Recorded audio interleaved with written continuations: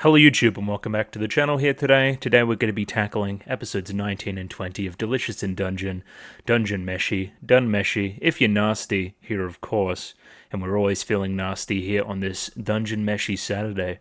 Yeah, I'm excited to jump in. I'm feeling a lot better than last week. Last week I was stressed and tired.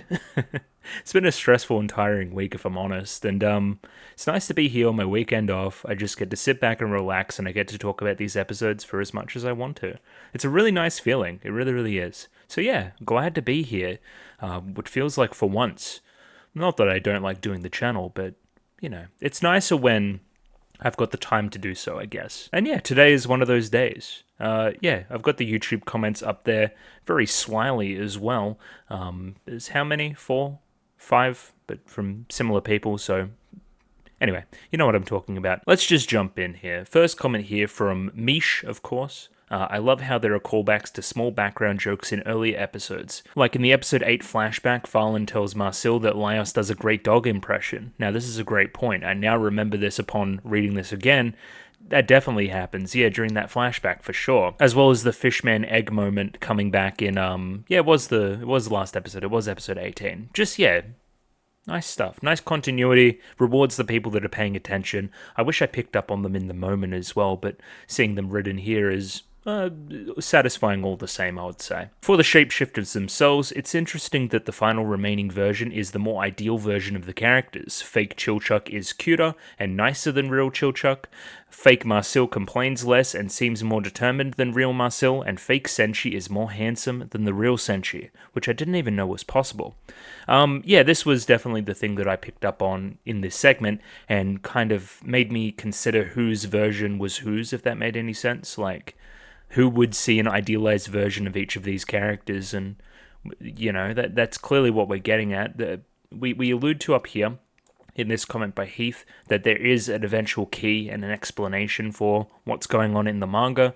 I doubt that it'll come up in the main story itself, but we'll see. We'll see if it comes up. If it's considerably later, then maybe we give it a chance to show up when it shows up later. Maybe if we're implying that Season 2 stuff, I'd like to see it animated before anything else, but again, having the answer key there would still be pretty nice. Again, I'm going to leave it up to everybody else's discretion. When this video, or last week's video, goes public, then they'll probably let me know anyway, because YouTube commenters are like that. They'll just post shit and don't really consider anything, so... Anyway, we'll see. This is also good news. We consider here that 19 and 20 would be a better two-parter than the one that was suggested last week in 18 and 19. I see the justifications for 18 and 19 being a two-parter, that kind of lead-in with Asebi.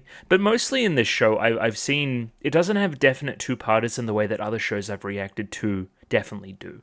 Like, you could wait a week and you would be fine for most of this stuff. It isn't super cliffhangery. I think the worst one was maybe episode 11 and 12, the end of the first core kind of stuff, as well as 16, 17 is pretty essential as well, just based on the severity of the what you would call it, the cliffhanger on 16. You just want to watch the next one immediately. So yeah, with this, I'm thinking the planning will be this week 19, 20, next week 20, 21, 22, if I could speak, and 23, 24 to round us out. 3 more weeks of Dungeon Meshy as it stands right now. Couple comments here from Bamps as well. The first one here, the question you should ask is, how would you know if you were killed and replaced by a shapeshifter? I don't know. Would I? Because the shapeshifter from the monster design implied that the shapeshifting was just an ability of the predator. So you would quickly be, so you would be eaten. You know what I mean? Anyway, I think... I was thinking this comment was implying long-term stuff, like, oh yeah, if a shapeshifter survived, how would you know if they were a shapeshifter? In a temporary sense, you wouldn't, and that's what makes it scary. That's why everyone's, arguing so hard to, prove that they're the real one. It's that classic, it's almost like a riddle, a conundrum, a paradox, that kind of thing. But I'm really just spitballing. I don't really know what to think there, or if we're implying anything.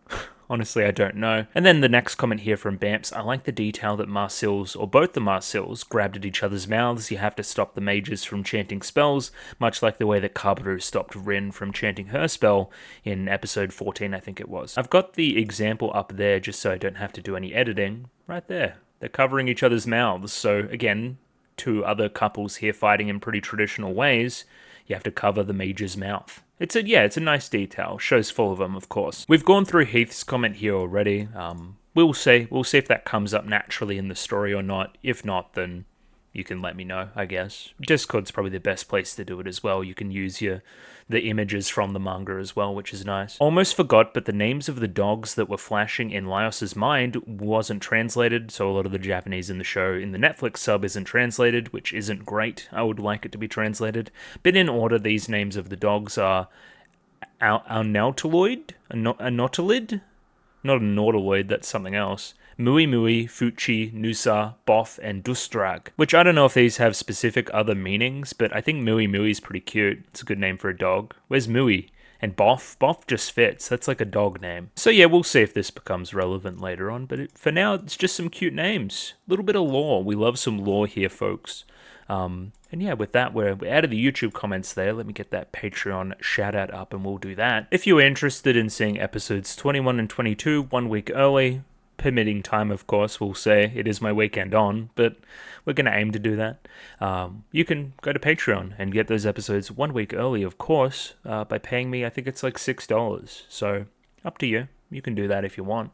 People have done this, up to and including Annie Gregg, Mickey Babbers, Trails Plus Plus, Adley, Anders Harlan, Bobbin, Chobo Ribby, Domobot, Ed, Emily A, Fleur Nightingale, Fruit, Gloriana Tenebrae, Gus N, Heath, Hex, Ika, Yako Yavanen, Joran, Caitlin 10,000, Clem, Nosta, Lou, Mish, Nick, Parnick, Pencil Shop 333, Pseudonym Van Dyke, Ron Lad B&K, Saint Lily, Sal, Sam1373, Skeleton, Surrogate Corpse, Without a Net, Zach, Binchi, Hans Peter, Kelvin, Marsh, Ramen Boy, and Ron Tiki. So thank you to all those people for giving me money. I enjoy money. So what were we doing last week? It was the shapeshifter stuff, of course, which may have implications further down the line, we'll see. But the thing that's going to happen next is the Asebi stuff. Again, there was some queries last week if that was even Asebi. I'm pretty sure it was. I'm pretty sure Discord confirmed that for me, which was nice. It is Asebi, and she's taken Marcel hostage, I'm guessing because she doesn't know what happened with Shiro and everything else and thinks that we may be responsible for something. She doesn't have all the details. We're going to learn things in this episode, of course, as well. We're going to see. Marcel is under duress at the moment, and that's kind of our lead into the next episode. I think people implied that episode 19 I'd have quite a bit to say about, so we'll see how that goes as well. And episode 20 running into that is an interesting query as well. I'll probably do both episodes back to back like I have been doing, of course, as well. But I'll get this up now. A little bit more shill stuff. If you wanted to join the Discord, and talk about the show with me, I'd be very, very happy about that because I like talking Dunmeshi, of course, as well as anything else, as well as requests. This show is coming to an end at some point. I wanted to do a themed next poll for like classic shows, I guess. So we'll see where that goes. So if you wanted to get some particular suggestions in, maybe Discord's the place to do that as well. Twitter, you should like the video and subscribe as well because it helps apparently. And yeah, I'm going to get up episode 19. That's what I'm going to get up right now. Rightio, I have episode 19 up there ready to go, of course. 26 minutes and 43 seconds on this one, so sync up accordingly with your own copy. I'm using all the Netflix stuff, so it'll add to the video length in some way, weirdly. But yeah, just sync it up. You'll figure it out, I'm sure. There's a picture-in-picture version in the description below for the people that don't want to figure it out, though. So that's there for you as well. I'm going to give it a 3, 2, 1, and I'm going to jump right in. Radio, 3, 2, 1, go. We're trying to keep the vibes a little bit low today as well. My roommate's in the next room not feeling too well, so we don't want to be too loud as well. Maybe I don't have a choice. We'll see how the episodes go, I guess. It's a bit quiet. Quite on this end? Not quite on this end. True. I am recording. This opening here is just fantastic as well. I cannot praise it enough, of course.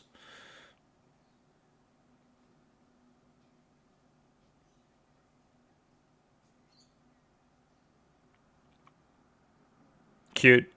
It feels like it's been ages since I've watched this show. It really does. I don't know why. I guess because I got such a small dose last week.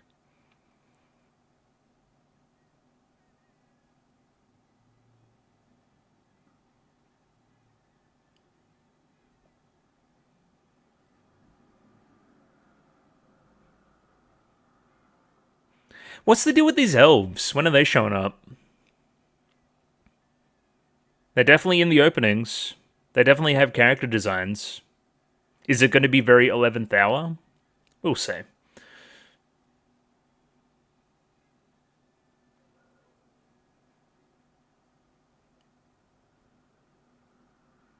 I'm very happy this show did well. I'm very happy Trigger's doing well between this and Edge Runners. Just a mainstream appeal. Okay, let's see how this goes. Okay, don't kill Marcel, so...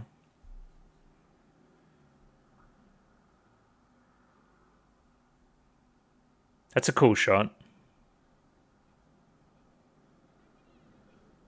What? What spells?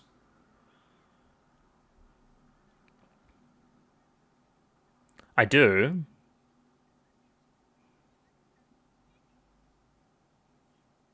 What's happening? Okay. Ah. Yeah, is she like furry? Yeah, I was gonna say that. I saw some fur on a fucking thing.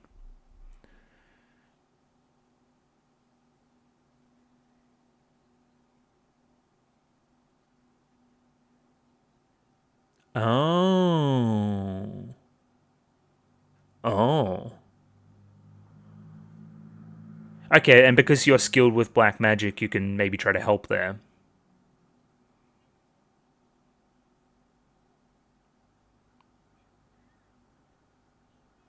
I recognize the voice kind of as well.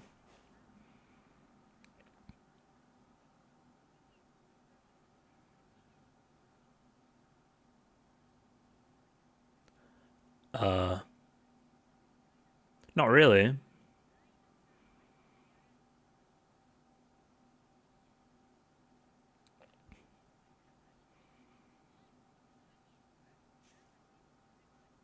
He's got a fat ass. This is an interesting conundrum with what we know about the show. Stop eating my food.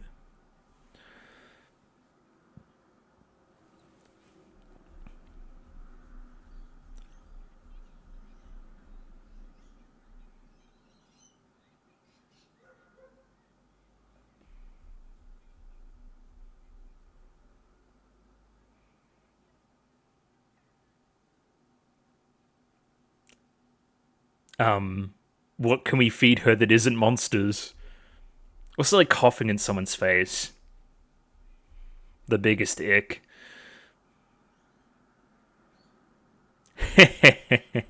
Just lie. Okay, sure. I mean, this is just a...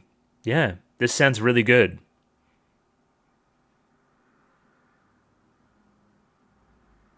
It's a very simple stew, but it'd be very tasty, very hearty.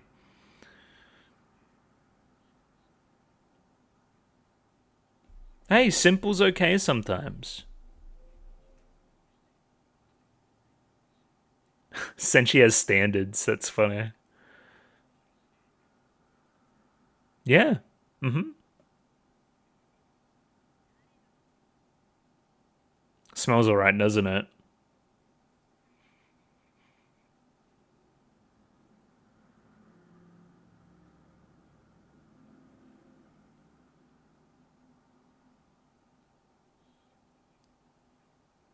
She's got the whole cat thing going on. Of course, there's a certain subset of people that are really into that. I'm not part of that subset. At least I don't think so.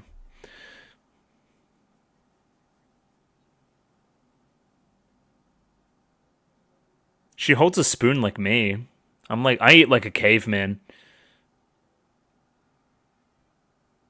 Will she eat it off the ground? No, she doesn't give a fuck. Okay, sure.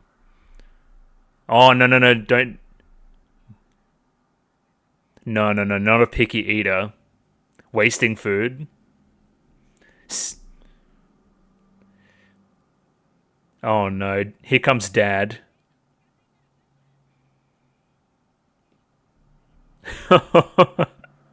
I've never seen him this serious before.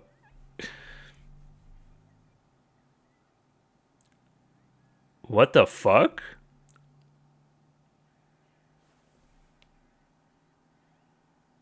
What the hell was that? What are you talking about?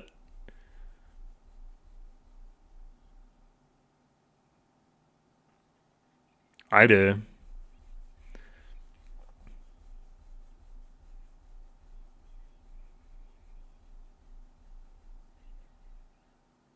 I don't care about the ghost behind me. I'm teaching you table manners. What? What is the paper?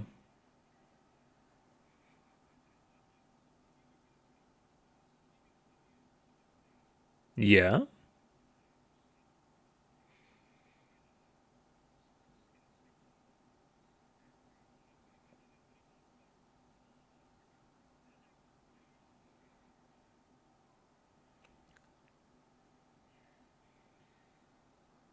It looks like Maizuru as well. Very similar costuming. Is that anything?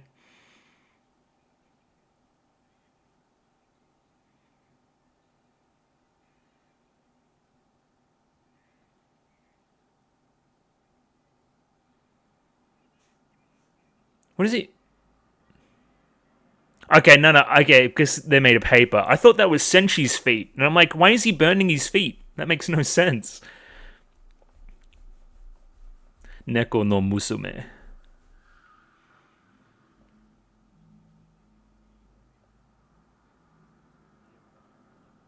Even that was the wrong way. You meant to use the pointer finger for leverage or the power.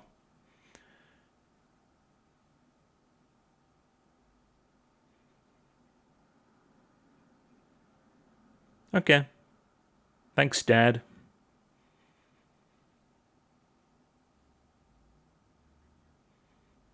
Yeah.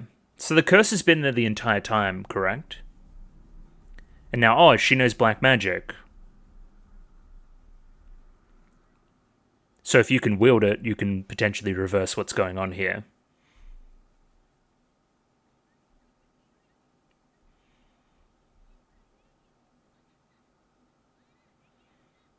You could at least give it a go. Well, that wasn't really me.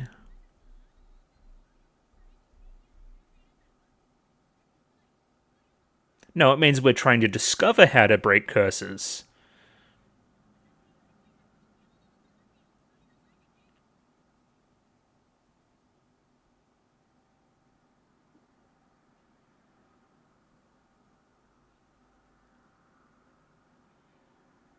Oh my god. Egg? Not Utena, it's coming back again. Crack the world shell.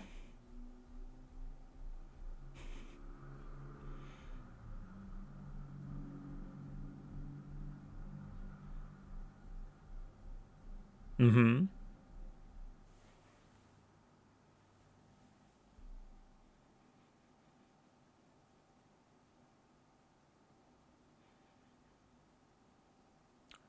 I see. Yeah, so it's incurable, is what they're saying.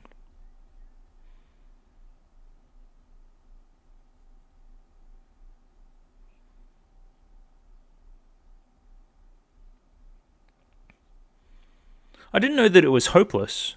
At least they think it's hopeless at the moment.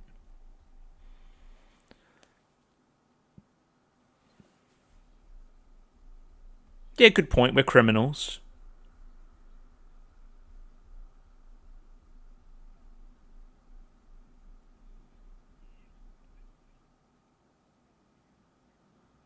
Yeah, of course you'd be into it. You're a weirdo.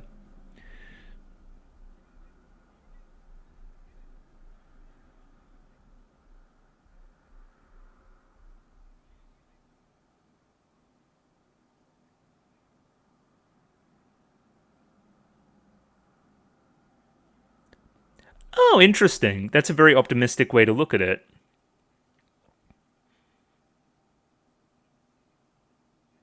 Yeah, it's a really positive way to look at it. So you may never be the same again, but you give us hope that Farlan can be like you. So you're the ideal.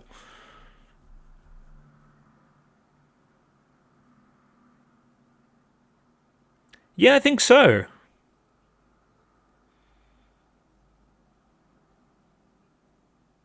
A-C-B.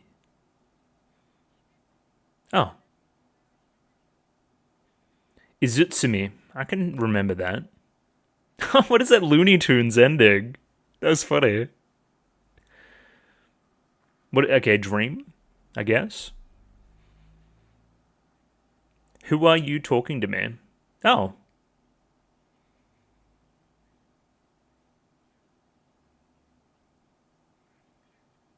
what? No. He's doing fine. Not the army.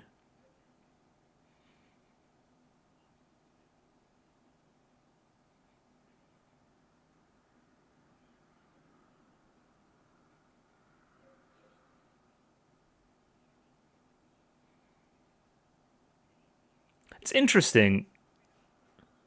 I never thought that he felt this way.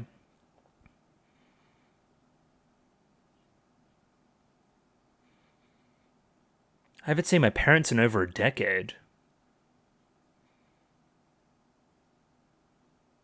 Okay.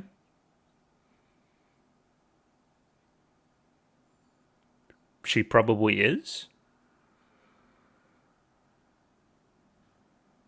Because look at your eyes. You were like me last week. Go to bed. Yeah, there we go. Typical. I don't like a good old distressed groan.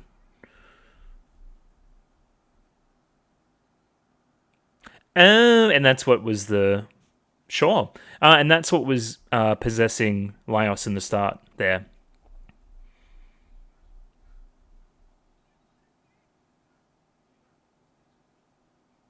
I hate it when my soul gets harmed.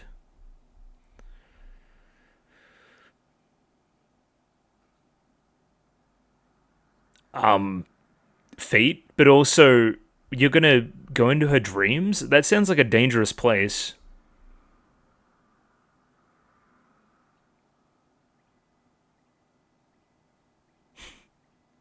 Cute.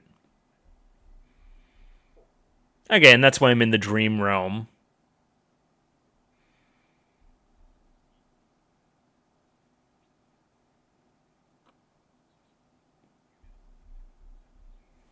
Yeah, this is great. Okay. So he didn't. Oh my god. So he didn't not feel the way he felt, but then he gained control over it again. He's like, wait, why is this happening? And then he just figured it out.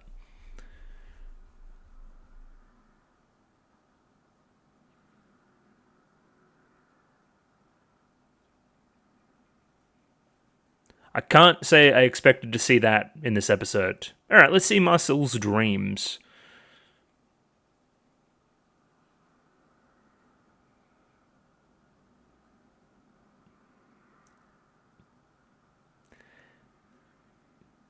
Yeah. Oh! And little doll. Oh no.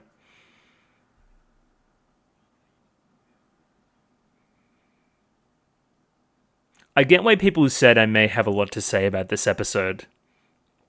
There's so many little things already I want to talk about. Not Papa and PiP.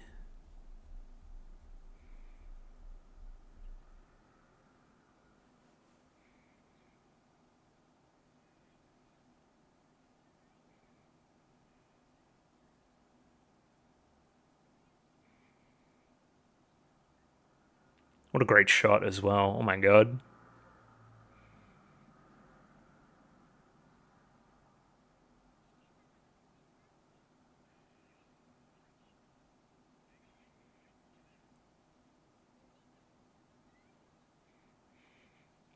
Don't worry, I'm the protagonist. I can do this shit.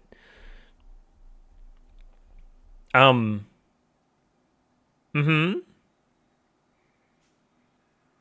Some kind of Cthulhu-esque abomination? An affront to humanity as we know it? It's like a mix of every monster.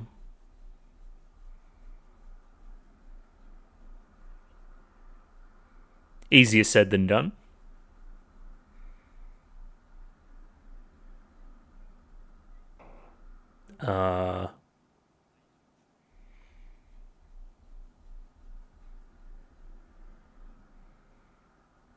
I don't know. Well, yeah, but it's deeper than that.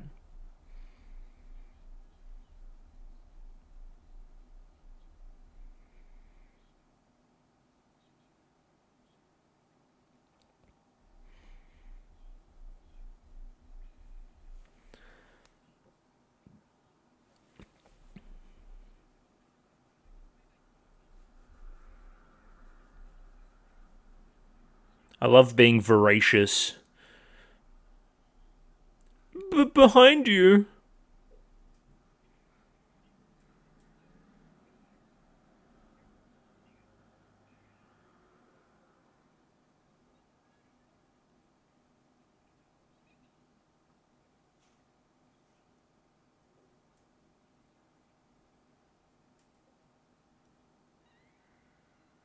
I don't think you're helping, Laios. I'm gonna be real. Oh, what a cool shot. Yeah, exactly. So her fear's making the nightmare stronger and stronger. Couple teeth gone. If you die in the dream, you die in real life. I don't know if you're going to be very successful.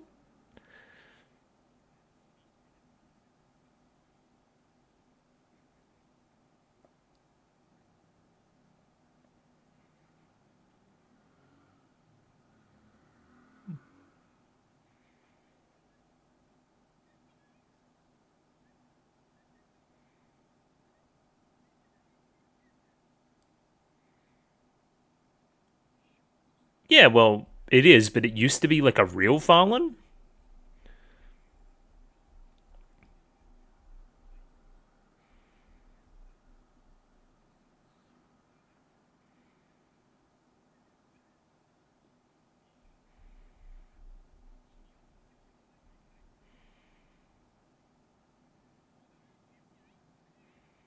Lots of pictures.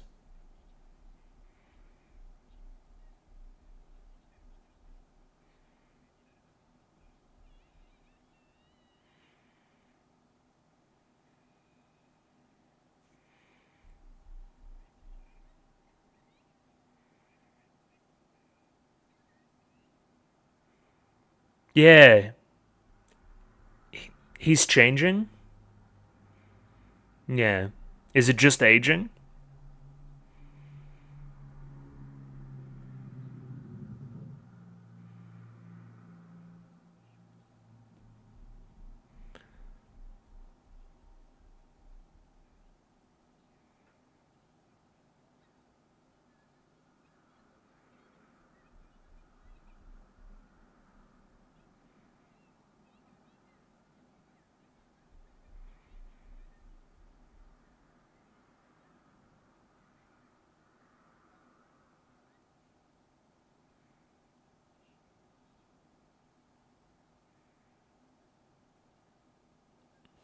Mm-hmm.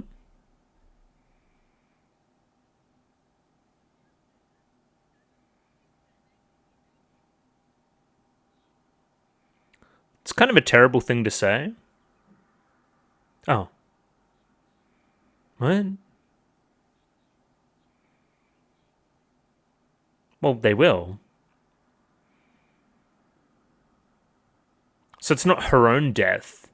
What is that fucking Fullmetal Alchemist shit? Look at that. It's the death of others close to her.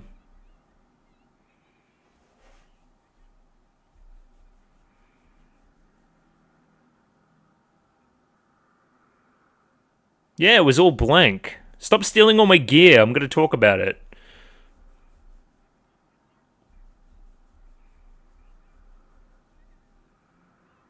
No, I'm like literally dying of old age. Help.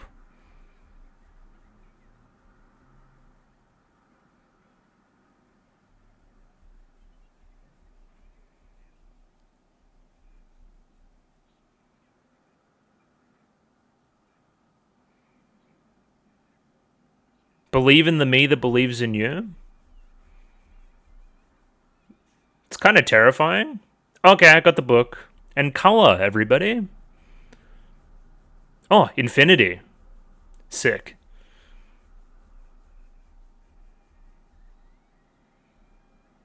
I'm literally gonna beat his ass with a book.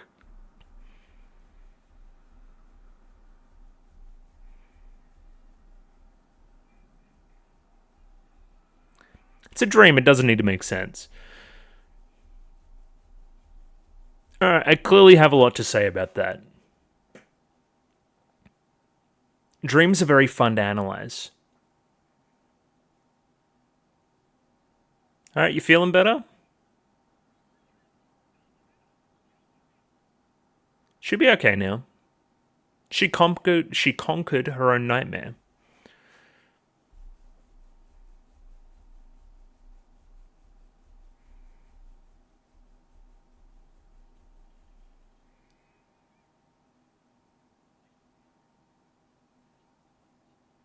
Oh. I hate that. Should we eat them?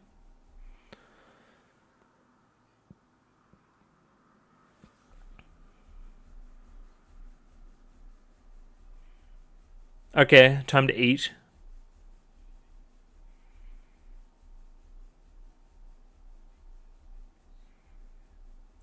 Sounded a bit more like a shin than a shen, but sure.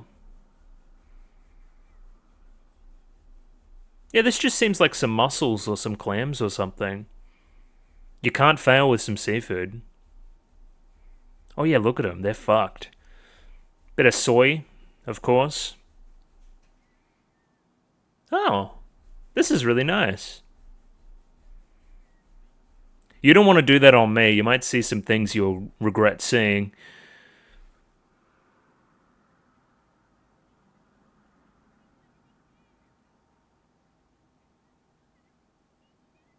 Okay.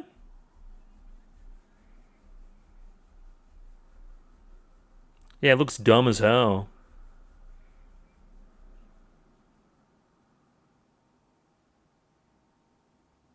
Yeah. She looked like she was on drugs there. What was that? Okay, is that the end? Yeah, we got that Looney Tunes ending again. Clearly, I will have a lot to say about that. And it's interesting that somebody said that 19 and 20 would serve as a two-parter. Maybe just a little bit more in the kind of Asebi area. She had another name. It was like Itsu something. I'll go remember it, of course. Add it to the memory bank. That episode was fantastic. That whole ending sequence, sorry about touching the mic, was some of the best stuff in the show. I love the use of color, of course. Whenever you're dealing with abstract concepts like that, such as dreams and analyzing them and the difference between two dreams and all that kind of stuff, very fascinating. I'd love to see a deep dive into the dreams of other characters in the future as well. I think it's just a really fun little premise, basically. I'm interested to see how long Asebi is going to be in the party. If that's going to be a thing forever. Because I really like the way that Senshi flips the script there. Like, he goes, No, you're not the problem. You're the ideal of what we can get for Farlan. You gave us hope instead of despair. And sometimes giving other people hope is more valuable than you can know, I guess. Yeah. Kind of wish I watched that last week, no? And yeah, we'll jump into episode 20. I think we'll do that, and then we'll come back and we'll talk about all this in kind of combination with itself, I guess. Rightio, I have episode 20 in front of me right there. And I have 26 minutes and 9 seconds on this one, so sync up accordingly with your own copy here, of course. Just using all the Netflix stuff should be very similar to what's available there, of course. What else do I normally say? Picture in Picture. Picture in Picture is available, but you should already know that. Let's give this a 3, 2, 1. Radio. 3, 2, 1, go.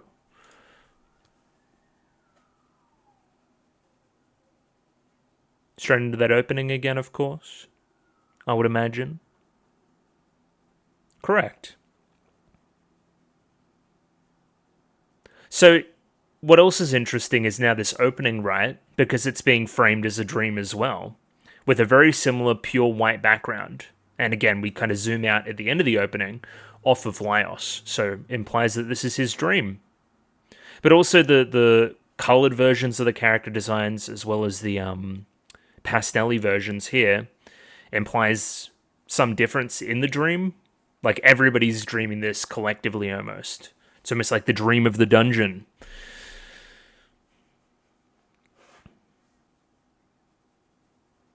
Yeah, I'm of course interested to see what happens next, I guess. What's going to be the vibe. Haven't really got a real good feel for level 6 yet as a concept. It just seems kind of like a dark, dank, sewery kind of place. Like every other level thus far has got a little bit more geography to it. So maybe we'll learn something here. I would really like to explore previous levels as well. I don't think... Oh! Yeah, she is in the party now. Okay, sure. Hell yeah. Okay, Catgirl is in. But yeah, I'd like to go back and explore previous levels. Yeah, that too. Again, a certain subset of people would be really, really into that. Like, really, really into that. Not me.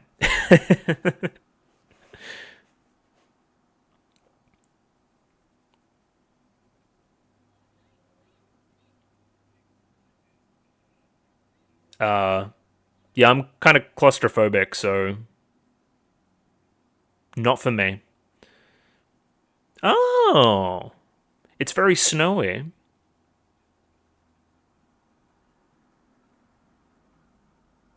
I like Marcel's hair. High level analysis. Oh, really? Oh, that was the premise of the initial mission? I see. I see. That's some new lore. I like that. Reveal of information in this show is very good. No, my shit.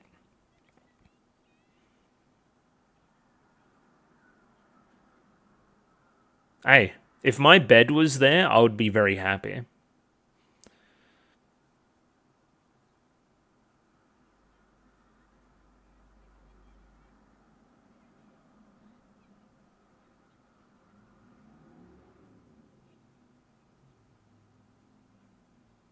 How is it snowing? Underground.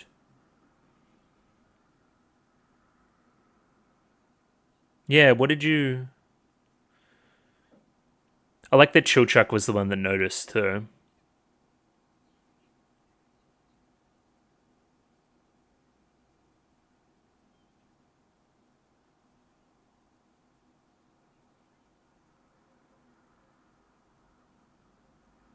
Okay.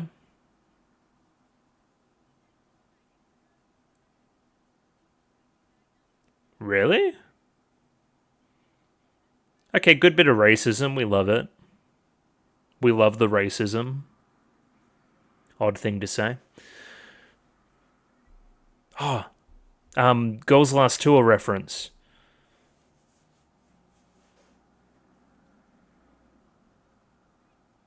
Read Girls Last Tour. Also watch it. Both are good.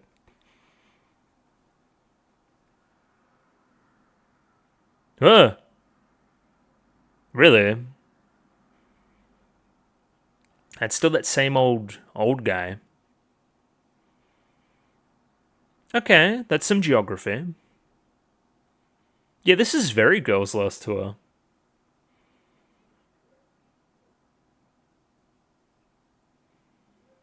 Um.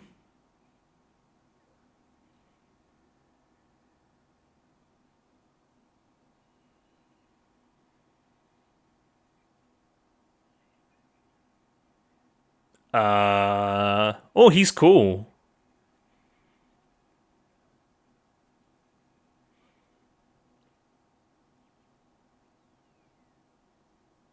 Oh, okay, that's kind of cool.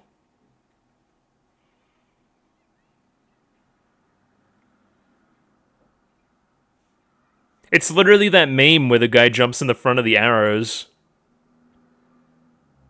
Okay, do a bit. Let's go.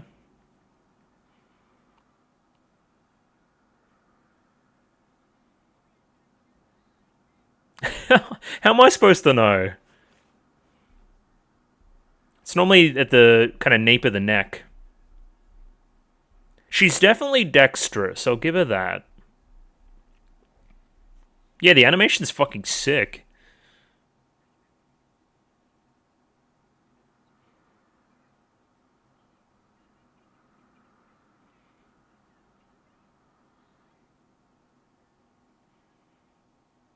Why would he do that? It makes sense that you're a little bit untrusting right now though. You just got fucking punted? That's no good. Oh, he looks like he's armored. He's so sick.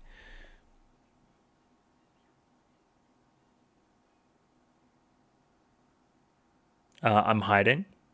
Huh? Huh?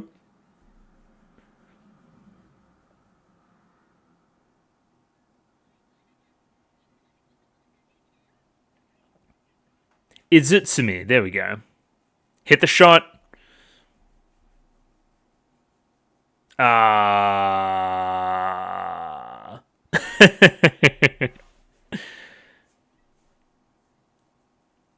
Oh, it looked like it bounced off.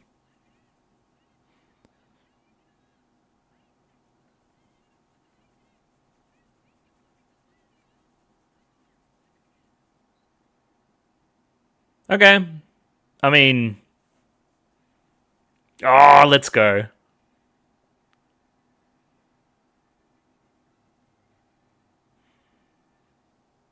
Did we win, chat?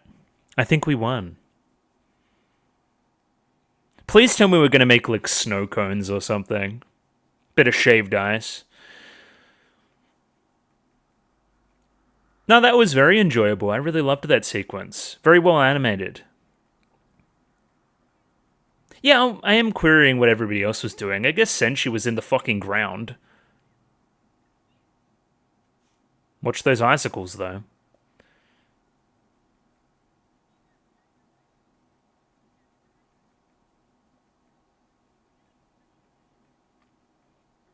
I'll watch out.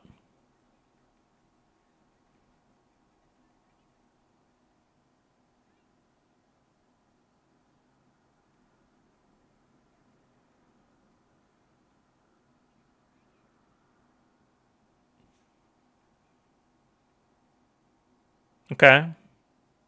One leg, two leg. Yeah, no, she doesn't have any bits. I'll give you that. Uh, you should see the internet.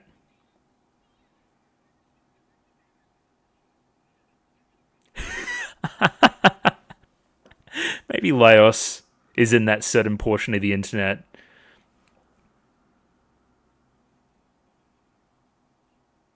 Yeah, warm us up from the inside.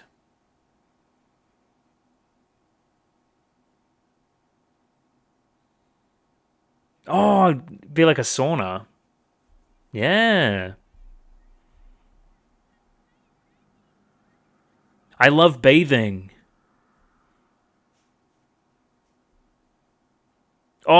Oh my god, the Giga Chad. Fuck women, I'm interested in Senshi. I hate women.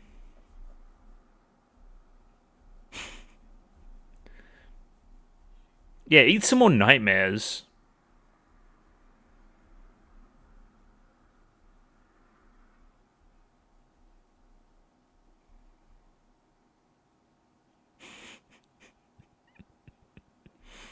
This seems great. Okay, with the fragments.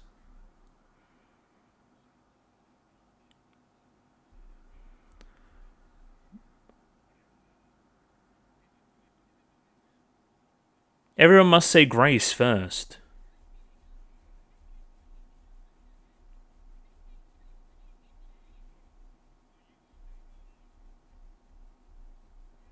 He's very dad.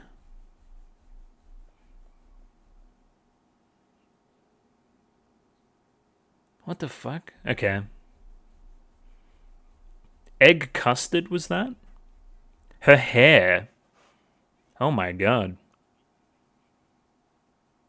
He's like a monk. He needs to eat, not quite.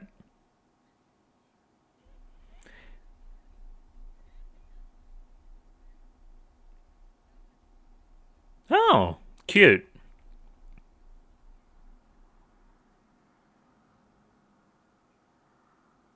Yeah, okay. Breaking bread, of course. Everyone's getting very naked this episode.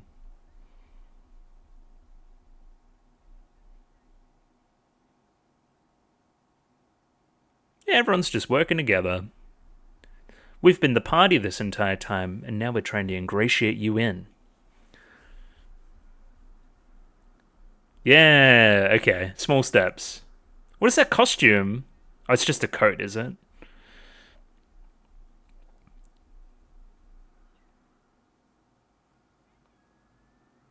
Okay, adorable. We love that.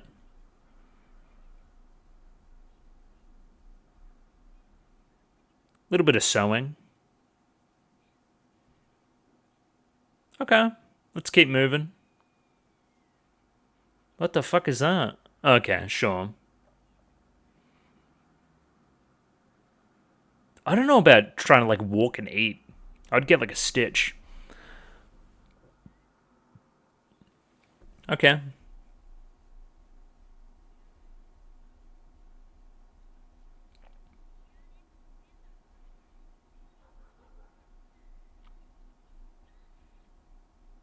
Uh, you know what we say about drawing blood?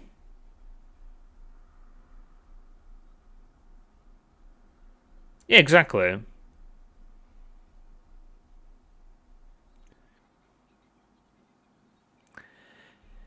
It's a little bit different when you're not used to it, and you're also cursed to be half monster, half beast.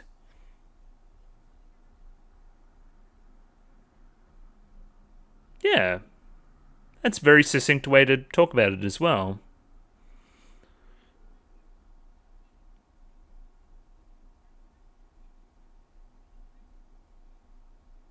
Swine flu?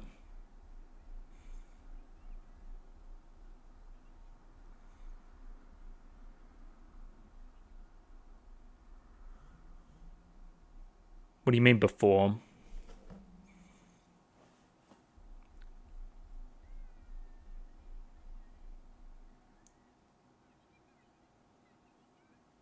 What's the name thing?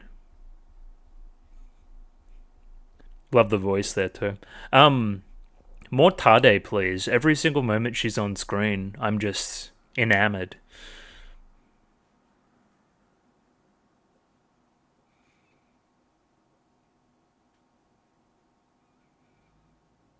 Mm-hmm.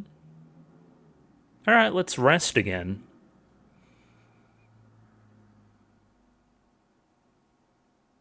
We're gonna cook without Senshi?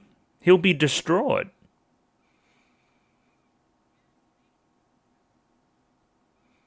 You might have to try to eat some monster.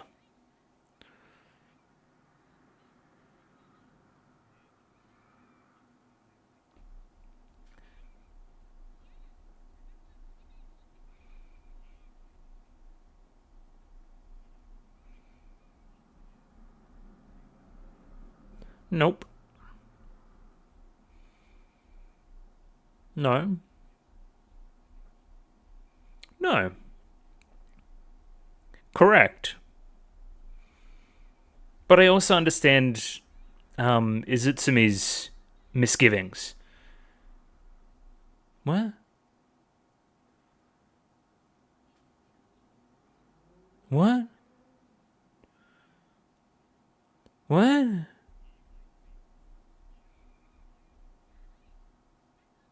What is happening?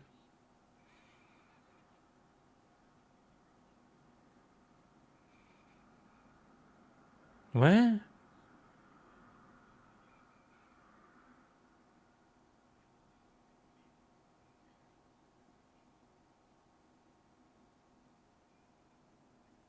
Um, what is happening?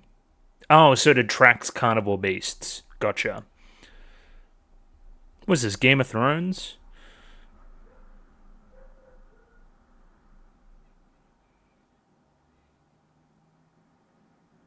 Okay, bye. What is happening? This is edited very weirdly.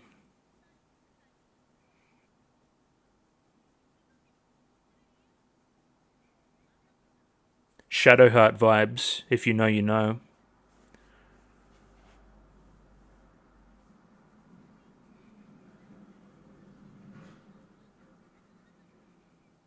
I was helping Laos.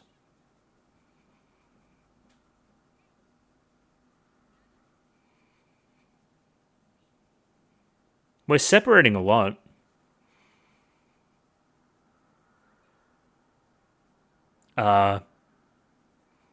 Okay.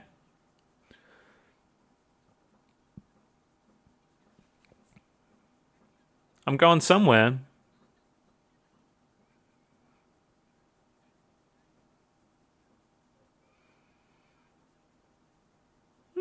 The concept of community is important.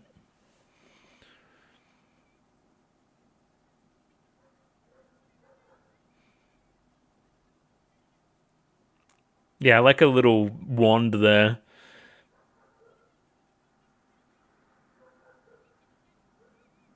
I guess Senji's just sleeping. Thoughts?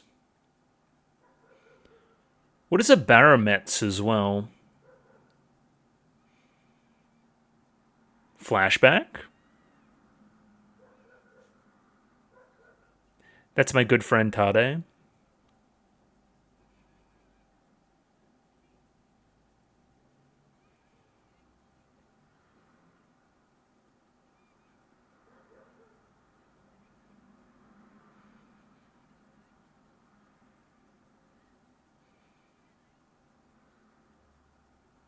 Interesting.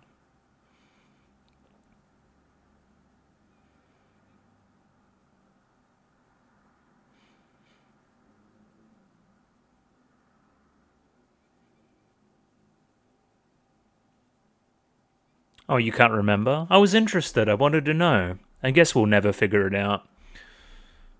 Ah, what the fuck?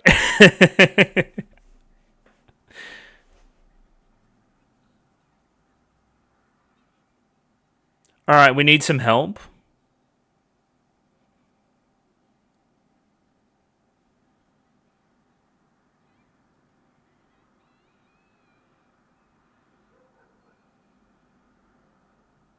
Okay, we blinded the dog. What's the bet that Laios is just yucking it up with the rest of the wolves?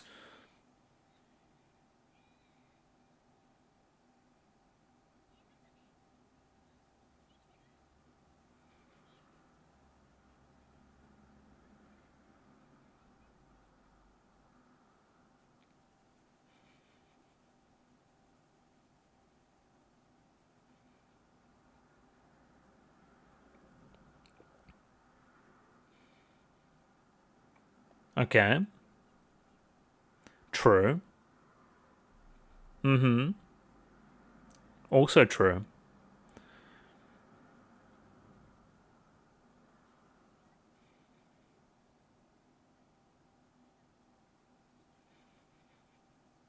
But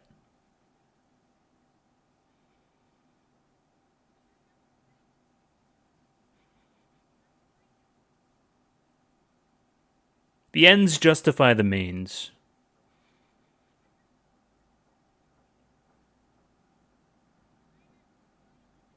Yeah. It's out of convenience, but Barker.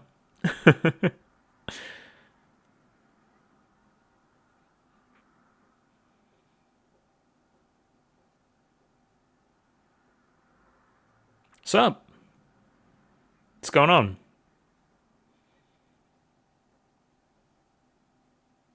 How so? Yeah. Thought that he might do something like that. I diverted them towards Marcel.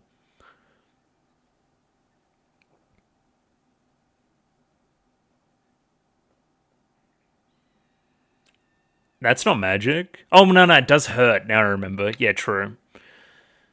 Yeah. Remember the whole Senshi thing?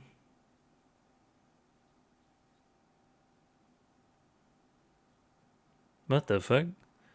Oh, okay, so Barometz is like the type of plant? The produce? Is it a big fucking tomato? What is this? That's disgusting.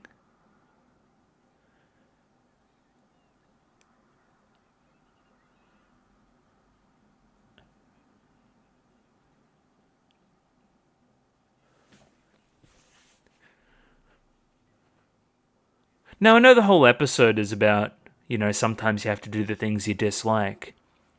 But I think this is taking it a step too far. I'm not eating that. Are you kidding me?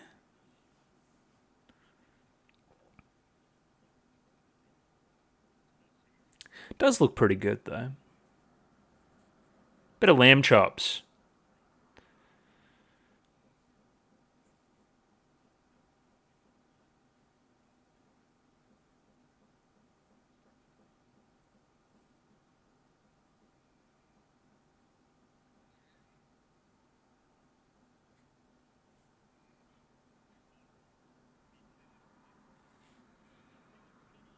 What? What? How's that relevant? Wow, trying new things. Oh, I remember. This setup from before.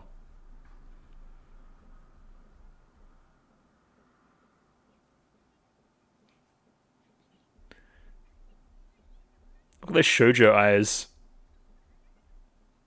Yeah, I mean, the bare minimum, true.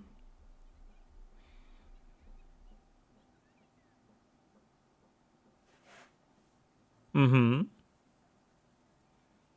Don't lose your way.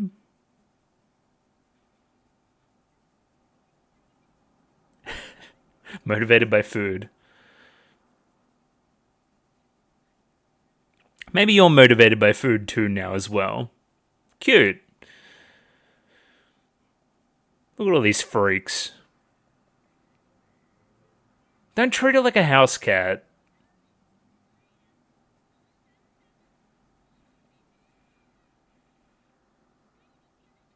Not the double scratch. Okay. Well, make sure the food tastes good.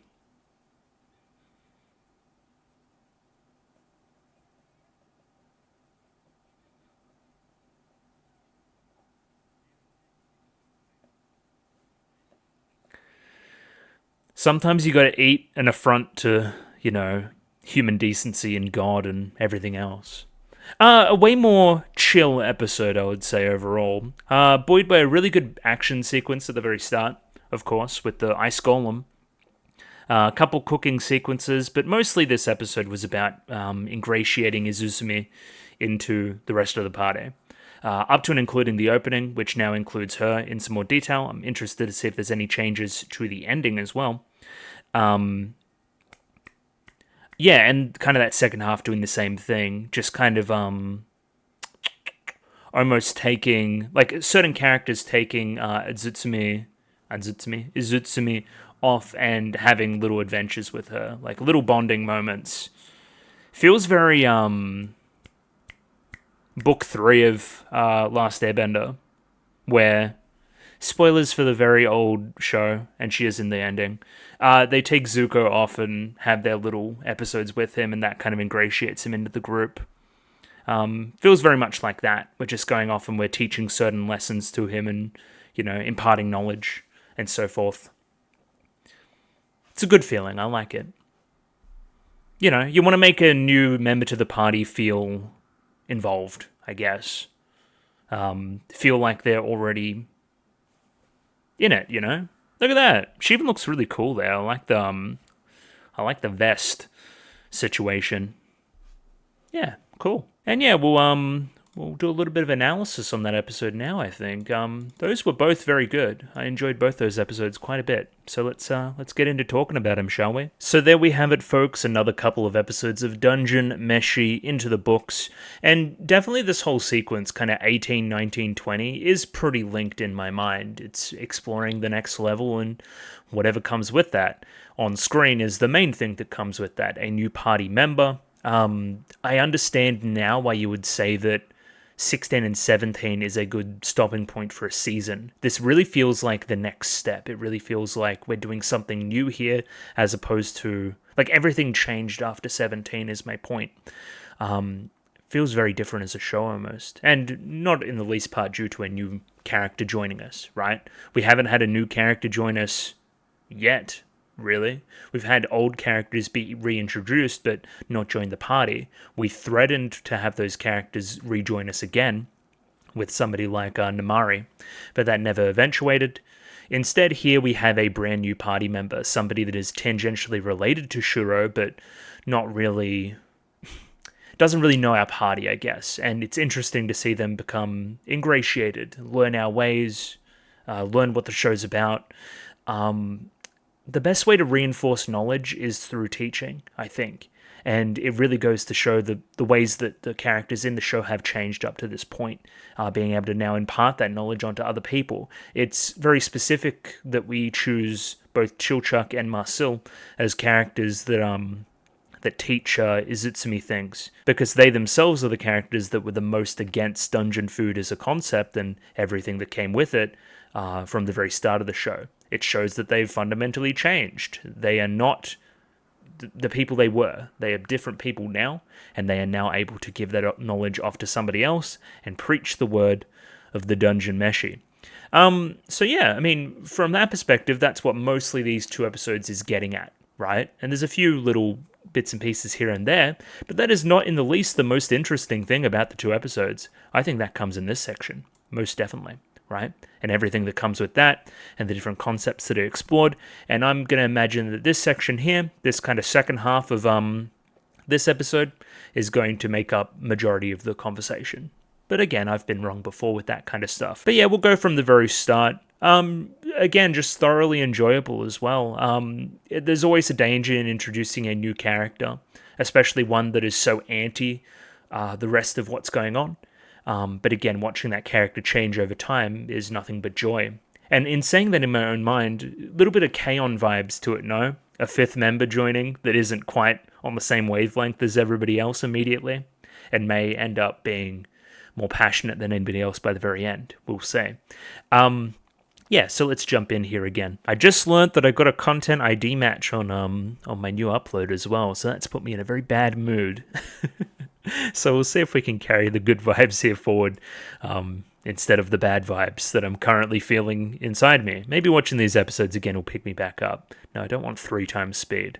Only 2, please. So setting the scene here, we have Izutsumi. I guess I'll mention it now as well.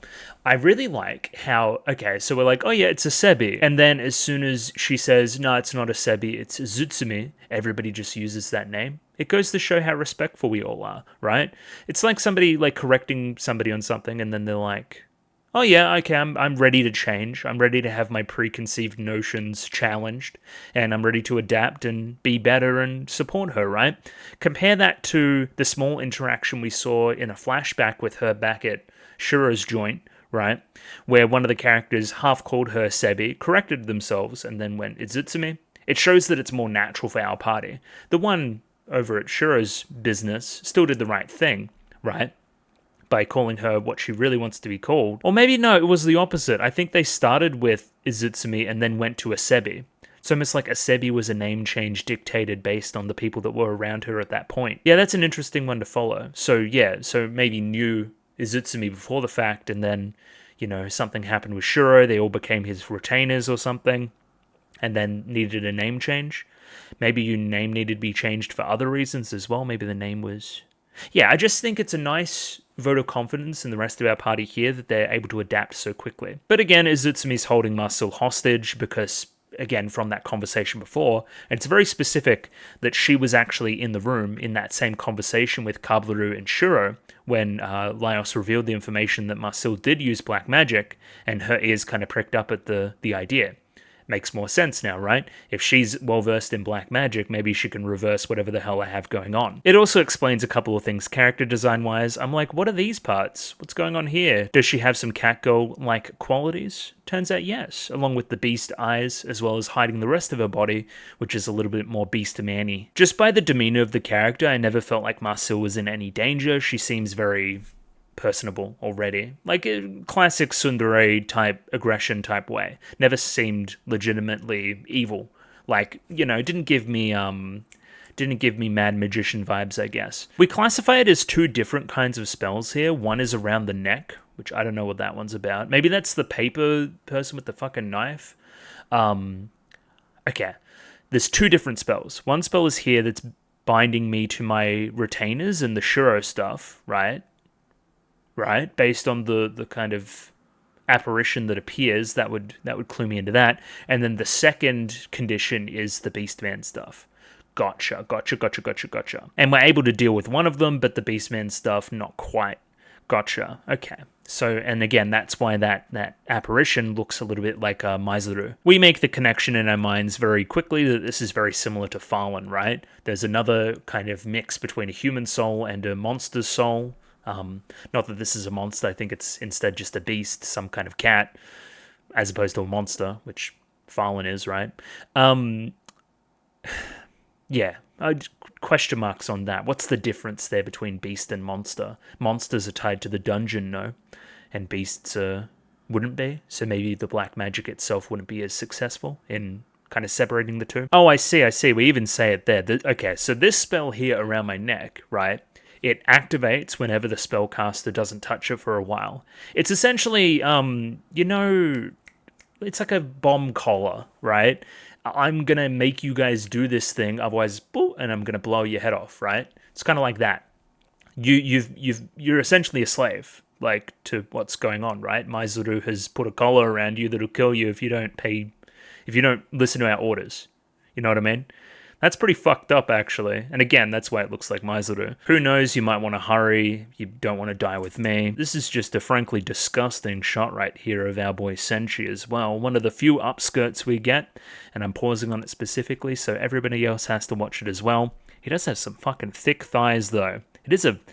That's quite the image. Either way, it seems that Itsutsumi hasn't eaten in a while, sees a field ration pellet and downs it very quickly, would be quite dry and coughs as a result in the very end. And this is a couple of times that we've seen Senshi do this in some kind of hostile situation, and he's brought out his cooking skills to mellow everybody out. You seem hungry, I can cook you something. He's a pretty good little hostage, Senshi. He'll get us out of some jams. Oh yeah, this too. Just goes to show her lack of manners, something that comes up in the rest of the skit as well, coughing in somebody's face. Big no-go. Senshi's very funny in this whole segment, right? His kind of dadness comes through, his obsession with cooking and using different ingredients and, you know, making truly very yummy meals. When forced to not use monster ingredients, he thinks that the meal will end up kind of plain and average, and that pains him so. But these are the parameters he's been given by the person that's going to eat, the restaurateur. So he has to do what he has to do. But yeah, it's just funny to see somebody neglect the monsters in the monster cooking show by force. And even then, we still cooked a monster, right? Because there's this little mushroom guy. Oh yeah, he had legs, kinda. Must have been my imagination, I didn't see anything. For this being the meal that has the least amount of monsters in it, it's also the most appetizing to me. He's literally just sauteing garlic and mushrooms and rice in butter. Like, that can't be bad. It literally can't. It's gonna taste like all those things. It's so simple. Hearty meal, I would say. But yeah, I love this this pained look on his face. This is the look that somebody in any other show would give you after hearing that their, infant son has passed away or something equally grim. This is the look that Senshi gives you when he can't use all of his ingredients and he feels pathetic as a cook. And again, there's two conflicts in his personality, right? The gourmand in him that wants to make these really fancy dishes, and then of course the dad that wants to just make hearty food to give youngsters energy. So it's no good making a gourmand dish if Izutsumi isn't going to eat it, right? So I have to feed her, I have to make sure that she's got the nutrition and energy to go forth. Of course, cue the scene where we sniff the food and then eat it heartily once we figure out that it's yummy, asking for another bowl. This feels very tropey, feels classic. I don't even know what it's harkening to, but I've definitely seen it before. Either way, we start eating the meal very heartily, of course, gripping the spoon like so, in a very beast-like manner, of course, but then we realize that there's mushrooms in it, and then slow-mo zoom on wasting ingredients. And oh my god, that sends Senshi fucking mental. Again, I love the framing here. It's perfect parody. Again, this kind of dwarven warrior, very honorable type character that, again, has been pretty level-headed in all the actual conflict. And then, of course, when, dungeon food is involved and there's a picky eater and they're chucking away food and not using cutlery correctly, that's when you actually get aggressive. That's when it feels like you're at your most passionate. Again, just a perfect reversal of the trope there. Perfect dungeon meshy type stuff. And yeah, it's just entertaining to see the character that's normally quite calm put on this kind of face, right? It's that classic, like the quiet guy. The world shudders when a quiet guy loses his temper. That kind of vibe. Yeah, just a little bit. Feels very much like a dad getting angry at a spoilt child as well. Even the ladle in the hand. Pick up the food and eat it. Use your cutlery correctly. And of course this coincides with the spell activating on the back of her neck there, as we can see it. It's risky to move when you're undoing the spell. Now I forget who in particular had the spider with the Oni mask 2 weeks ago. In 16 and 17. I forget which particular retainer that is, but I like that we're kind of keeping this Oni mask aesthetic with Shura's retainers. Now again, this is like a curse, essentially. It's gonna like kill you and chop you in half if you try to run away. And she's tried to run away, and now it's going to kill her and try to chop her in half. Of course, then we have the characters risking life and limb to help Izutsumi here, another panty shot for good measure, of course, as well. And again, emphasizing the point, we have Senshi in this scene emphasizing how to hold a spoon correctly, as opposed to the monster that's attacking them. He has his priorities in check, and I guess in the back of his mind he knows that the rest of them will deal with whatever apparition is there. Again, Senshi paying no mind to the literal, scariest thing ever behind him. Of course, Laios jumps in and saves the day. He swings with full effort at the apparition and he cuts through like paper, right? And then that gives him an idea which we use later on to hold the spirit itself, or at least the lower half, to the flame and light it on fire. Translating the two halves of the scene, Senshi's advice, as well as the monster battle, into one thing is this talk about the knife, right? Senshi and his knife skills. He gets to talking about the knife. It's like, okay, it looks like intimidating and sharp and stuff, right? But it's thin and delicate. If you wave it around like that, what do you think is going to happen? It's not going to be as effective as you think. Using tools is in the use of the tools. Does that make any sense? Everything is in the way something is used, right? And it may not seem important for somebody to hold a spoon like this, but it is. That's not how the tool is designed, and you won't get the most out of it. You can even add this to the list, because Senshi had his little moment, or has his little moment with Izutsumi here, and then we have Chilchuck has his moment next episode, along with Marcel having hers the following. It's all about tools and how to use them correctly. Again, very strong stance with the wok as well, with the pan, holding it up over his head. This is the correct way you would use a shield. This is the correct way you should use a pan. You may not get the most out of your food if you don't do stuff like this, leaving you at a disadvantage. Punished Senshi is ready. And then the plan as described before, Laios using the bottom half of the apparition, lighting it on fire, and then lighting fire to the entire thing. even using the heat resistance of the pan itself to stop Senshi from getting hurt in the process. I really like this shot here as well, just kind of the pointer finger moving across the spoon there. Just right there, to the proper position, if the spoon was the other way around, of course, with the fire in the background. This is what happens when you don't wield a tool correctly. This is what we can show you. The amount of care in this gesture from Senshi as well is nice. Even reinforced there by Marcel a little bit. You moved during the process of undoing the spell. That's probably what caused it somewhat. It became unstable.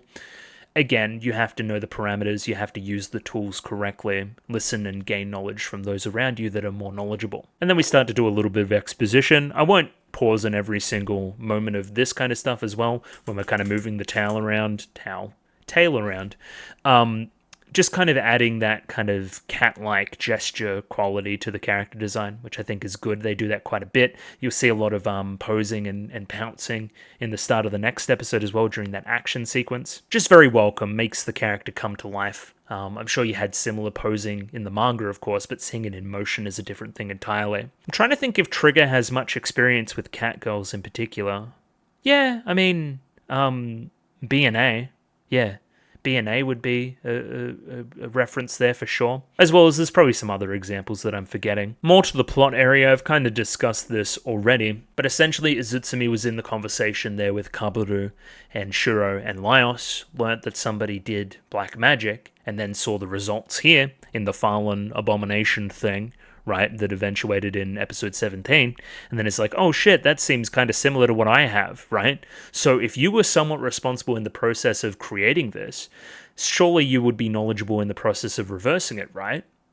Right? As we learn, that's not quite the case. We also have Marcel here briefly mentioning the concept of infinity and her kind of research in that subject, something that'll come up in the back half of the episode a number of times as well. Yeah, Zutsumi's kind of adorable. I like this kind of stuff, like excitedly being like, okay, well, you've broken one curse, now do the next one, right? Just excited at the prospect of me becoming normal again. But again, everybody knows here that that's not quite the entire story, right? We were responsible for Fallen in some respects, but not all of them, right? We don't have the knowledge to reverse it at all either. Otherwise, we would have done it already. Like, we're fucked. We're at square one, the same square that you're at, you know? And of course, explaining to somebody that's this excited that, you know, we can't actually help her is pretty devastating. The way we describe what's happened to both Izutsumi and Fallen is like an egg, right? So the dungeon itself may make up some process of the egg, right? And that kind of thing. So what's happened with these particular two cases is now we have like two yolks in the one egg, right? And you can't really separate the yolks again into two separate eggs, right? It's mixed together. Both of you are in the same egg now. You can't be separated, and Fallen can't be separated either. Now, this is news to me as well. I didn't know that our characters knew that the Fallen situation was, what's the word? Untenable, I guess. She couldn't be made normal again, right? But again, I love the flip on this scene, and I'll talk about it here in a moment as well. But again, devastating for Izutsumi in the moment, right? She can't go back to normal. At least from our magic. We don't know what the mad magician can do as well, of course. If that's the case, then why do you guys continue to press on with your journey? Well, Fallen's like a weirdo abomination now. We need to make sure that she doesn't kill anybody. We need to take responsibility for our mistakes. But also there's a twinge of hope that we can, again, now upon seeing you, make her back normal again. Also, we don't really have a home to return back to, because if we go back to the surface, we may just get arrested for doing black magic, so yeah, pretty bad. But then of course here we change the kind of tone of the scene, right? We have like a really devastated Isebi here. I like the shot of the hand before Laios grabs it, right? No, listen to me, right? I know this might sound weird, but I'm glad to have met you and seen you like this. I don't know what kind of monster you're mixed with, but your behavior, it's very human-like, right? So maybe even Fallen, once she's free of the dungeon's grip, can have a normal life again. You've given me hope. You may think that your form right now is the definition of your own despair, but that is also somebody else's hope. This is a nice moment. Again, she's had nice moments between all the characters now between these two episodes, right? This is Laios' moment with her. You don't represent a failure, but a success, you know? And flipping that for her is very important. Helps her to look on the bright side of life. Here's a warm meal as well to boot. And Marcel here, right? The lord of the dungeon, the dungeon magician person, they're more skilled than me as well. May have some insights into how to separate these two souls out of the egg as well. You may want to meet them and have a discussion. And then, of course, we get a little bit meta. Are you trying to recruit me? Then what's your name? I thought it was a Sebi. It's a Zutsumi. The wording here is very specific. That's the name I go by. That's just the name I go by. It's a Zutsumi.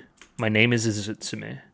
Interesting. Why do you go by two different names? Again, I'm thinking that one of the names is something that was given to you by the whole Eastern people thing, I think, right? And then, yeah, we have like a Looney Tunes outro. I don't know what that's about with the fucking... It's almost like they do that in Star Wars as well. Now, Star Wars is more of like a wipe. It's an odd transition. I like it though. It's funny. And then straight from there, we're into the dream stuff, and that makes up the majority of the rest of the episode. So... okay, we'll let this part play out first. So first, let's have a look at Laos's parents. I guess I should establish that this is a dream, so this isn't actually real or anything, right? But, okay, so they're mad at him for going off and slaying dragons and didn't, like, do what he should have done and been in the military, I think. Like, you ran away from school, you ran away from the army, you ran away from these institutions because your particular... set didn't work within those institutions up in the fucking brain department, I guess. So yeah, he got kicked out. Obviously, this is a nightmare. Got some bully type characters next to him as well. That, of course, transitioned through to his early role as a dungeon peeler, I think we called him, right? Gold peeler. Where, hey, now we've got this bully type character who's like, I'm going to manipulate you and you're gold peeling for my own personal benefits. That kind of context we learned through Kabaru in the past. And even, of course, we're rounding out the quartet there, of course, with Shuro, right? It's the same with me. You didn't realize what was going on. You didn't realize the true feelings. Your failure to read people, all of these groups of people at every level, is the thing that you should feel embarrassed about. But then I love Laos here. Like, let that go. We already talked about that. It's like, wait, hang on. We did already talk about that. Wait, why are my parents here? I haven't seen him for 10 years. He's ultimately too rational and weird for the nightmare to work on him, right? And there's too much nothingness. He can't, like, convince himself of the nightmare. He's just like, nah, hang on, something's fucking wrong here. And then he just, like, figures out that he's in a nightmare and is, like, fully powerful enough to, send everybody packing. And then we go back and we fill in the context. So lately, Marcel's been feeling kind of worn out, right? You can see it in her eyes, even looking at the flame here a little bit.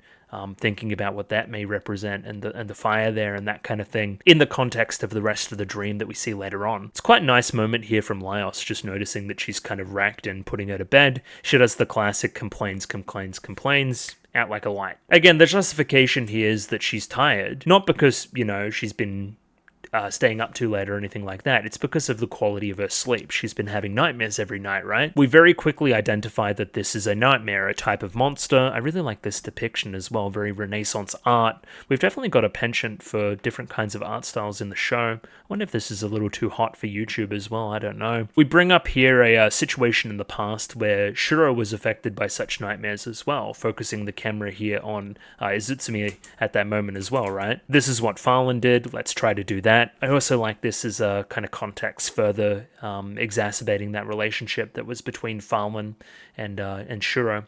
Like Shuro having a nightmare, Farland diving in, saving him, having a similar kind of interaction here between Laos and Marcel would definitely contribute to romantic feelings between the two, I would say. And there, of course, we have feet center frame as well. Very, very cool. This is one of the most impressive segments from a production point of view as well. I really like this shot here of just the nose. Very, very Peanuts. I like that.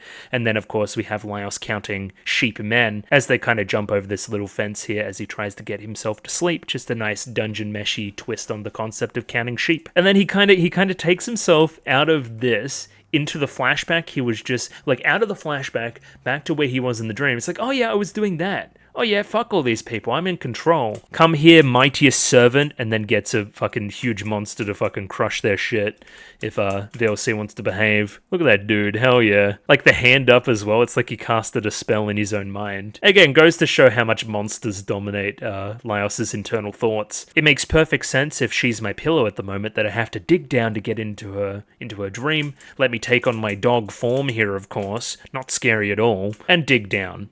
Again, further associating Laios with dogs. And then, of course, we dive straight into Marcel's dream, and majority of the conversation will take place here. Okay, let's try not to pause every 2 seconds and get the general stuff out of the way first.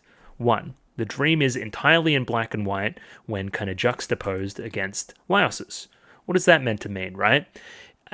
Marcel has been largely associated with textbook learning, with this is the right way to do things, this is the wrong way. You could say a very black and white set of moralism almost as well. This is wrong, this is right, you know? That's why the nightmare itself is so effective against her. It kind of, she can't think or imagine a way out of it in her own mind, right? Because logic would dictate that I can't win here. And again, we'll get into a few of the other themings here in a second as well, but it's only when that color is reintroduced via Laios, right?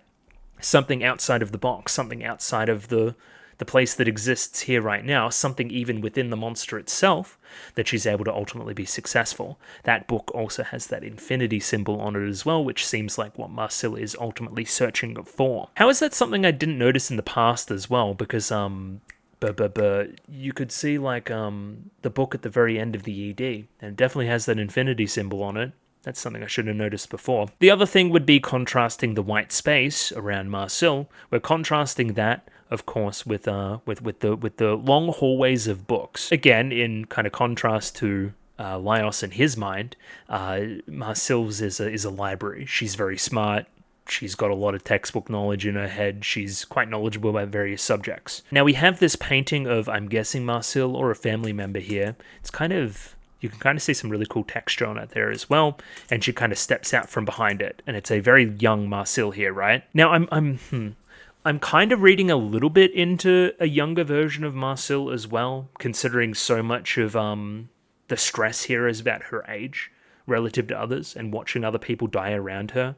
And again, how that ties into the concept of infinity and immortality and lifespan and life cycles and all these other themes in the show, right? In trying to cheat death in Fallen almost as well, I've made her into something where she's not herself anymore. Again, all these concepts coming out in the form of a doll next to a very young Marcel. A very childish decision, spur of the moment, led to this occurring as well. Quickly we hear like the room shaking and, you know, something is coming. The monster is coming. I don't know who Laios is, but you come with me. I'm not losing another person. It's already swallowed Papa and PiP. I think we find out that PiP is a bird, which is a little bit weird, but sure. What would this be? Papa, Mama, then who would be PiP? PiP is bird. And then, yeah, here in the background, we have a bunch of pictures, right? So let me, hang on, can I go back slightly here? Yeah, cool. Okay. Now you can see that image as well. Very young baby Marcel with Papa, of course. He's got a nice man bun. We're contrasting that with a visit with an elderly family member, I'm guessing, as well. Being confronted with the idea of mortality. Seeing mother here, a little bit older, just doing some knitting. We saw Marcel's mother in episode 2, I believe, as well, which is weird. Again, just kind of these memories, her growing up. Even that image of the cat there, probably a household cat, maybe. Maybe we've heard about that in the past, I forget. Now, I love this shot here. It's very simple, right? But she kind of leans up out of this pose and, you know, you can kind of see it syncing up there. Really gives the room that kind of 3D dimensionality as well, right? And this serves as a flashback that kind of gives us some more context about what Laios is trying to do here as well, right? The nightmares, they thrive off emotional scars and trauma. So let's dive into Marcel's internal trauma. As we've discussed, it's around age and that kind of thing, right? And make sure that we shield their scars. That's the advice that Fallen gives. Otherwise, it can be quite dangerous. Again, it's dangerous. Don't try it. Laios is trying it. He's not even that good of a magician. Let's try to shield her from the monster. Not the correct tact. The monster itself here is quite disgusting. So let's think about the monster design itself. It is inhuman. It has eyes, right? But it's essentially a eldritch abomination of all the different monsters that they've fought thus far, or Eden, or anything else, right? It's a representation of the dungeon as well, and what the dungeon may represent. That concept of immortality that is always kind of eluding her. Even the concept of magic itself, something, a far greater beast than she can manage at the moment. She tempted fate in a way with her actions during the end of the first core in episodes 11 and 12, right? Like, I thought I was able to conquer magic, but no, magic and nature and everything else is far greater than I. She tried to play God, and this is what it got her, right? And in this moment, she's reminded of how truly insignificant she actually is. So a couple of things here, right? Laios has a pretty simple view of this trauma, right? If she realizes she's in a dream, she can just overcome it. No, it's not that easy to overcome the trauma itself, right? Like, in your own mind, you had these things in your past that tormented you, but you were able to wake yourself up out of it pretty quickly. As you can see from the detail of this dream itself, Marcel's problem and its kind of representation is far more complex. It's weighing on her mind even more than yours. I don't even know if anything can really weigh on your mind, you know? That's just the way your mind is wired. As we continue, Laios continues to try to put his protagonist on and, you know, save her from the monster, right? So, okay, let's think about this monster. What's the exact description here, right? It crawls sluggishly, has countless tentacles and an insatiable hunger. As we discover later, it's the concept of death, aging, nature, the world, the dungeon, any number of things it can represent, right? The insatiable hunger of death itself taking many different people and looks disgusting. I think Laios here is thinking a little bit too one way, too monster-esque, right? You're in a dream right now. The monsters don't need to make sense. It doesn't have a real-life equivalent. It's not a specific monster, but an amalgam, right? It's not a bug. You have to consider concepts rather than monsters themselves, something which you struggle with. And again, this kind of sequences you come to terms with that as well. In describing that monster as well, and thinking it's a worm and describing its weaknesses, the monster itself gets closer to Laios and is able to touch him on the head there slightly as he kind of protects Marcel. Did that thing touch you? Just a brush, trying to put on a brave face, and we'll see over the course of the rest of this segment, the kind of, what side would that be? Right side of his face starts to melt away and age. As we can see there, the age has already kind of withered him, and it goes to show the concept of the monster itself. Again, this is Marcel's worst nightmare. It is claimed Papa, it is claimed B. If I stop touching the mic, Jesus, it is claimed PiP, and now it's claimed you as well. What's starting to claim you. So if we think about that in itself, right, I think a lot of the imagery there is claiming that Marcel's father has passed away. Correct me if I'm wrong. I think that that's what a lot of the paintings are trying to say as well. So dad's dead, and my bird died because it's a bird. So, you know, my pet bird passed away. Pretty traumatic for a young Marcel probably as well. And now, again, relative to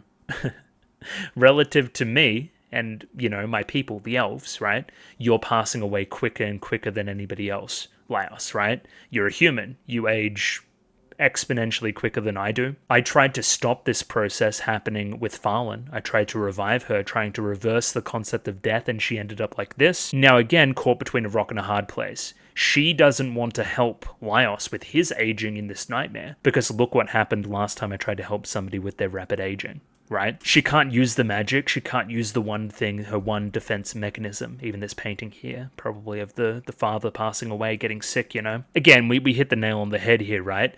Don't worry, Marcel, you can use magic. You can take that thing down all by yourself. No, the last time I used magic, I tried to use magic to defeat death. This is what happened. This little Farlan right here. Yeah, this is really, really good. This is some of the best stuff in the show, for sure. Yeah, I'm into this. Again, this is the piece of information that helps Laios to put the concepts together. Marcel is afraid of the concept of death, and that's what this thing represents. Again, Laios here tries to give her a pep talk, right? Farlan is still alive because of your magic, and you're used to seeing corpses, right? So here you go. Stand up to this beast. Stand up to your worst nightmare right here, right now. And then it starts to kind of vacuum Laios in, right? Starts to pull death closer and closer to him, only pulling him, doesn't pull at Marcel, you know. She's resistant to the concept of death due to her elf-like nature. And this is, again, where Laios is now coming to terms with the concept of, oh, this isn't like a monster, this isn't a creature, this is more conceptual. And again, something your mind can't really comprehend. We see the aging really kind of speeding up here as well. So you won't come with me as well. I really like their zoom as a choice, right? What are the floating books as well? Just floating pieces of knowledge gives the library a little bit more of a magic feel. I don't know, maybe there's a deeper concept there as well. Yeah, again, a lot of these paintings depicting a very similar moment, this kind of relationship between her and her own father, I think. Even the crying here, right? You can put the pieces together for sure. Again, this trauma plastered on the walls of the library of her mind. And again, this zoom here is classic. Love it. Everyone who ran with me gave up and was swallowed by that thing. Papa, PiP, Fallen, everyone. That's part of why I studied magic. If that's what turned Fallen into this as well, I don't know if I should have studied magic in the first place as well. Now over here we see a gravestone and Mama Marcel and little Marcel, of course. Yeah, so now we can even take her origins of wanting to even learn the concept of magic and point that to that moment of discovering the futility of life, mortality, the death of her own father being that catalyst point to make Marcel the person she is here today, and of course that obsession with the concept of infinity, right? If I feel this distraught at life ending, right, how can I find something so that life may never end? And then that spurring on her journey. And again, how these concepts tie into the rest of the concepts of the show around the circle of life, around dungeon food, around ecosystems, around kind of energy transferring from one to another, around the mix of kind of humanity and monsters. What is the difference between the death of a monster that fuels us and the death of our family members that distraughts us so? What is the difference between humans and monsters in that regard? What is the difference between humans and animals in that regard? Again, very, very interesting if you want to navel gaze and pontificate about it. Mum in particular said that I run very fast. I run faster than everyone else and I'm going to leave people behind, right? And then we start talking about PiP. PiP's the bird. Maybe this was in response to some of the bird stuff. And again, like, okay, so you run faster, everybody else is left behind. It's the plight of being an elf in fantasy settings, right? You see others' lives, start and end before yours even begins to end, And again, the difference here, I don't like the language here. Marcel isn't afraid of death. She is afraid of death. It's just not her own death. It's the death of others around her. She's afraid of those connections going away, passing away before she does, right?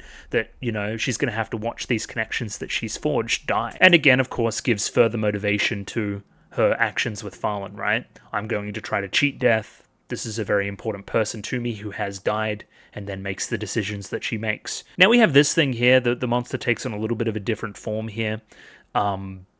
Sure, it looks very Fullmetal Alchemist. Somebody else could probably read into it a little bit more strongly. Yeah, very, very, very Fullmetal Alchemist. Almost very Ranking of Kings as well. Laios is giving one final pep talk here. Your dream, it looks very different to mine. There's books everywhere. You've studied very hard for this. Don't lose heart. Have faith in yourself. You can ultimately achieve your dream. Or at least come to terms with your dream. We'll see if the concept of immortality is even a good thing. It almost seems like we transition from a young Marcel to an adult Marcel here as well. We have to run, get up. Besides, my magic isn't fully developed. If I had the book that he does, the Mad Magician does, then maybe I could do something. And then Laios here says, well, if you want that book, then you got to wish for it, If you wish hard enough, this is a dream, anything can come to fruition, but also this applies to real life. If you try hard enough and you achieve your goals with enough vigor, if you protagonist out enough, then you will ultimately be successful. We'll see if that is proven true by the very end. Very horrifically, Laios is taken away by the monster, aging in the process, swallowed, but then as Marcel tries to grab at him, she grabs at the book itself, right? And that book serves as a catalyst to help her come to terms with things, right? It's thinking outside the box. It's color. It's no longer thinking in black and white. It's thinking in different terms. It's the concept of infinity. Now, these eyes itself are quite like the eyes that were on the beast that was just there as well. So that's something to watch as well. And ultimately, it's attached to this audio sting. And that audio sting is very like choir vocally. It's very like ominous. It's the kind of soundtrack stuff that's associated with Farlan a lot and her transformation and the Mad Magician and that kind of thing. It doesn't bode well. So even though, the concept of infinity worked here and slamming it with that book, if VLC wants to behave, right, was successful here, just like using the book as a fucking bludgeoning device, I don't think ultimately infinity as a concept is what we want. Because think about Marcel in combination with the Mad Magician. The Mad Magician and what they're trying to do right now is predicated on the same thing. They've seen the death of a family member close to them as well. The death of the original king, right? Then we have Delgal, his son, right? Who has now passed away. We're pretty sure he, floated off into dust or whatever.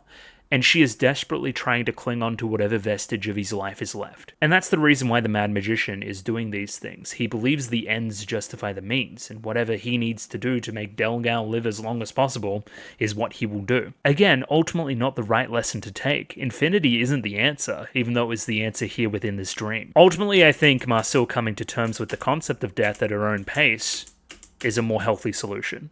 But again, largely a very fascinating sequence and very well animated and yeah, probably a highlight of the show thus far. Really, really, really good. Again, for filling in, without a lot of dialogue, filling in blanks for Marcel's character as well. I feel like she's way more well realized now, especially as a foil for the Mad Magician. Very, very, very, very, very good stuff. Either way, Marcel seems well rested. She wakes up and tries to recount her dream, but she thinks it was a fun dream, if only she can recount a little bit, right? Of course, now we have the dungeon monster element. There were nightmares in the pillow. Look at these weird clamshell things. They hide in people's pillows and give them bad dreams. I'm just glad because they were very interesting for your character. I don't know, the monster design itself is kind of whatever. And then we just kind of eat some clams. It's an interesting concept that these nightmare things are closely associated with the dragon as well, considering dragon and its association to Fallen now as well.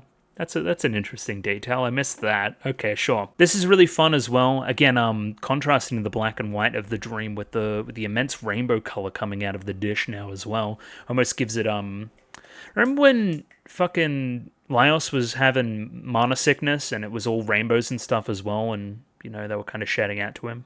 It's kind of like that as well. Anyway, just that contrast between color and black and white is quite effective. But yeah, this is from the steam of the clams, right? From the nightmares. And this is what Marcel remembers her dream looking like, right? Colorful, little Fallen doll there, of course. I was running from something and then a dog appeared. Look at this beautiful, fluffy hound. It's not the wolf, the cool wolf that Laios thought he was, but a little nice Undertale-esque dog. And then we all went on a treasure hunt together. There's even the little Fallen doll running along beside us as well. And yeah, she looks back up at her nightmare, now transformed into a nice dream.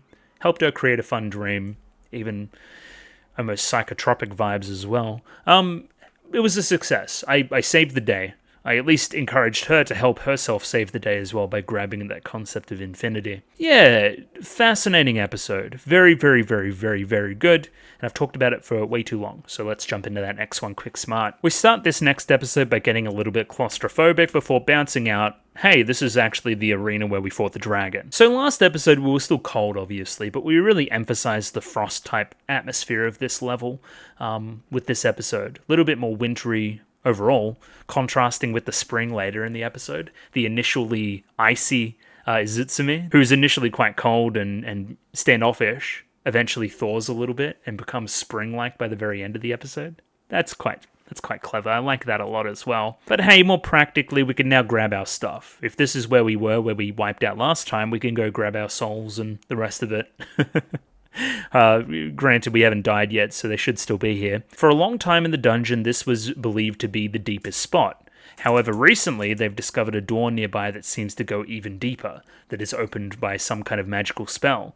And that was the initial premise for why we were even here, why our initial party went this deep into the dungeon. We wanted to sketch the design for the Lord of the Island. Again, back in the day, very cool. Even, if I hide this, Namari's little helmet there, based, of course. Yeah, so we, we're following our little map, of course, and then we ran into a fucking dragon and died. Well, we didn't die. Fallen died. Kind of. So I didn't talk about it last segment as well during the nightmare, but we had Izutsume off to the side, not really engaging with the rest of the party, just kind of watching along.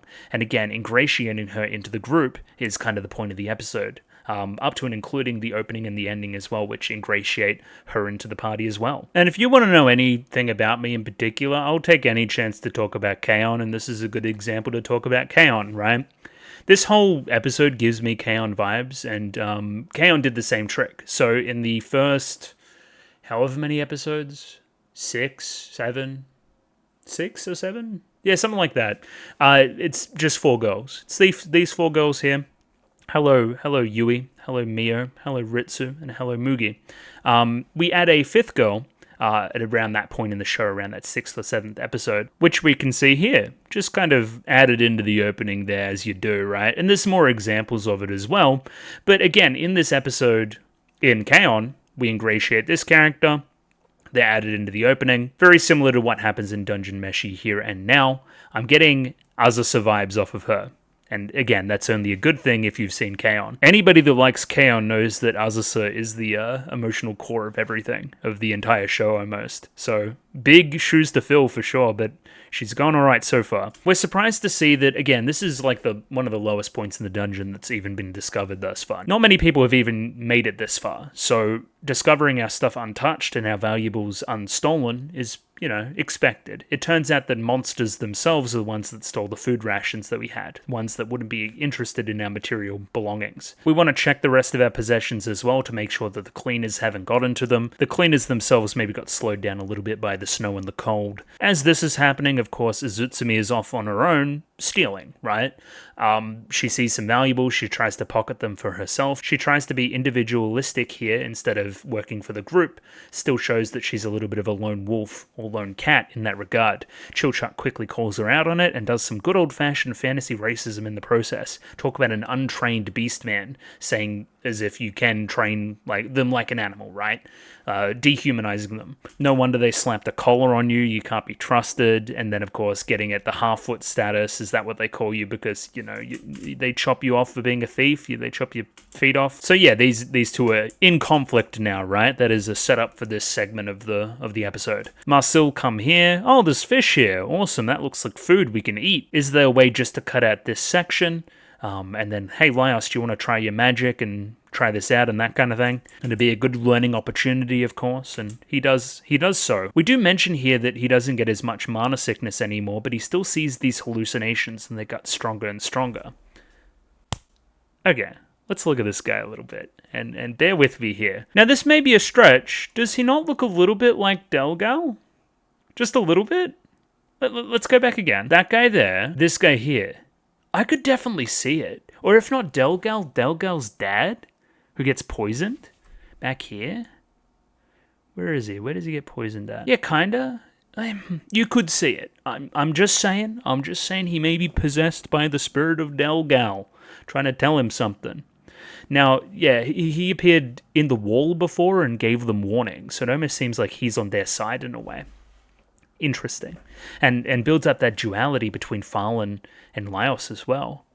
And of course, the Mad Magician involved as well. We're searching for Delgal. You've got Delgal in your fucking head? What's going on there? Yeah, that is very interesting. We'll keep a good eye on that. So if these are fish here, we saw a bunch of fish that we used to catch on the 4th level. The water from there must have rushed down to here and froze because of the cool conditions. And of course, all the stuff from the dungeon would flow down here as well, justifying this golem that we find here in a second. One of the golem things float all the way down here as well. Yeah, Laios feels really tired. I think that's part of the reason why he doesn't participate in the next kind of action sequence, and Marcel's kind of taking care of him. The story of how this ice golem comes to be is told in this little flashback here. Yeah, we just put him down the drain, or we dropped him down the drain. He made it all the way down here and generated into his own ice golem self, causing some of these icicles to fall. Laios protecting Marcel, of course. And I think this whole time, Senchi's fucking stuck in the snow, right? Yeah, so he can't get himself out. So he's just kind of vibing. That's why he doesn't help as well. It's good. It's a good example, right? Because Marcel is unhurt. She should actually help, and that's what's called out from Izutsumi later in the episode. And again, I'm not an animation guy, but some of these cuts here and some of the cat-like reflexes of Izutsumi are a sight to behold. They characterize this segment quite well. It's well animated for sure. Again, she really makes an impression here, really starting to become ingratiated, really feels like part of the group. It endears her to the audience because the action is so cool. It's very well done. If you add a cat girl to the show, there's like a 50-50 chance of it being absolutely garbage or really cool. So They landed on the right side of it, I'll say that. Of course, during this sequence as well, we have making up for the fantasy racism before. We have Chilchuck and Izutsumi working together. You keep distracting the golem, I'll come up with a plan. Izutsumi, well done. Chilchuck, after the distraction, finally gets to fire off the arrow there.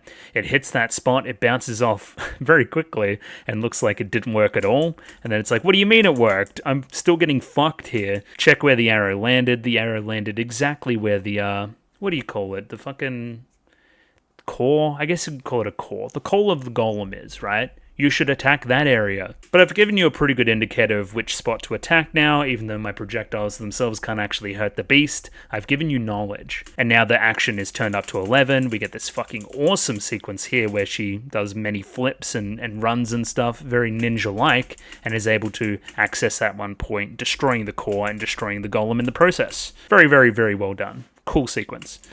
Pardon the pun. Seems like I'm the only one here that's actually useful. You helped us win. Thanks for that. And just as she's, trying to act all high and mighty about defeating the beast, she gets very, very cold, sneezes, and then we go into our sauna section of the episode. So again, she was trying to claim superiority over the rest of the party. In actuality, we help each other. You help defeat the monster, now we help warm you back up. That's how this is supposed to work, Marcel in particular here, lighting the fire, covering the door, helping her with some cover to change, right? There's no need to shield her, apparently, and we get a full body look at the cat girl here. Again, a certain subset of people really into this. There is no bits here, really. No one's really getting horny off of that, except for Laios, of course, who now blindfolds himself for the rest of the scene, but he's horny for different reasons. He's horny for knowledge, which is way more noble. Yeah, he essentially wants to see the beast's tits and ass, but no, we're not going to let you do that, even if it's with noble intentions. Now, question mark I had, are we going to go for a romantic thing with Azutsumi at all? It would make sense for Laios and her to be associated. Kinda. I don't know. Maybe. I was going to say for a moment last episode I saw it in their initial meeting, but it hasn't been picked up on since, so maybe not. It is a direction we could go later on, maybe, though. We try to melt the frozen fish in order to eat it, and it starts to steam up. We've enclosed the room, and it starts to act a little bit like a sauna, helping the, rest of the cast to get naked, essentially, and treat it like a sauna. Hey, it's like a bath, right? We're going to wash ourselves in the process of cooking. Again, more of the cat-like stuff, when cats clean themselves, they lick themselves as well. More of that stuff coming out, which is cool. Again, Senshi's a fucking Chad, but I was more interested in Marcel's hair there. I just love the different hairstyles that we're doing. I don't know. Everyone's just slay. I love it. Much like last episode, we have Senshi here lecturing Izutsumi on her table manners. You must wait for everybody to be present to start eating and say grace and all that, extra stuff. I defeated the monster. I deserve to eat first. No. And then we work to help you warm up, and then we all eat together. That's what it means to be a community. That's what it means to be a group. That's what it means to work within an ecosystem. All these themes, of course, working together again. Laios is a freak. I don't know what lying in the snow means. Whatever. What a freak. So the things we cook here is just like fish. So you can eat that. That's just like a fish, but you don't partake in the little dessert thing, which is like a custard thing based on the ice golem and whatever else. I don't know how Laios' hearing is going as well, because he touches Senshi in his rock-hard body and thinks it to be Marcel, even though Marcel has already spoken from the other direction. Maybe he just wanted to grope at the young man. I don't know. So much like the second segment of the episode, we have like a little bit of a reconciliation here between Chilchuck and Izutsumi, right? We've made her a bag, we've knitted it together, you're part of the group, you're getting these things that signify that you're part of the group. Everyone has a bag, now you have a bag as well. Everyone gets food, you get some food. Everyone has coats, you get a coat by the very end of the episode. Again, Chilchuck's the perfect person to talk to her in this way, right? They're both kind of similar. They were standoffish and very, I can do it myself type energy to them very early, but then they became ingratiated into the group. Chilchuck's culminating in episode 13, I would argue, right? Where he's finally able to emotionally speak his mind with the rest of the group. And again, so imparting that knowledge, hey, it may seem weird and frustrating at first, but there are perks once you get used to it. We care for each other, right? And again, that separation, us versus them to this scene as well. Look at these guys, all helping each other out, all working together. This party working in perfect unison, this representation of what the world should be like, right? And I'm over here looking at that, judging that, thinking if I'm worthy enough for that, all these other things. That, of course, informed from your interactions with the retainers before this as well. Lots of interesting stuff coming out. And yeah, here we see the theming represented again. They say that it's delicious and they thank each other for the meal, and then that small pan over, you're kind of on a similar level now. You're getting closer and closer. Oh yeah, I thought the coat stuff was at the end of the episode, but it's here instead. Yeah, hey, you're part of the gang. Look at that. This seems like the start of a new chapter because her refusing to eat the monsters is like the concept of this next kind of skit, I guess, right? And her becoming comfortable with the concept of dungeon food is the resolution to everything, or this entire conflict, I guess. We keep trying to tell Izutsumi to eat it. This is yours. Make sure you eat it. It's important to eat. All those other things that we've reinforced in the show. But she tries to palm it off to Laios. I really don't want it. I'm not comfortable with the idea of eating monsters. Culminating, of course, with drawing blood. Things got a little bit serious. We kind of, subvert that a little bit in the end of the episode with her still having that sharp side, still clawing at the rest of the faces, but feeling more involved. She's uncomfortable with the whole concept of dungeon food, I guess, and she's lashing out at Laios, who's a little bit too insistent. But again, it's also like a cat. Cats don't mean to hurt you when they scratch. They just get a little bit fucking antsy sometimes. That's how cats work. Again, her, disposition to not want to eat monsters is pretty obvious, right?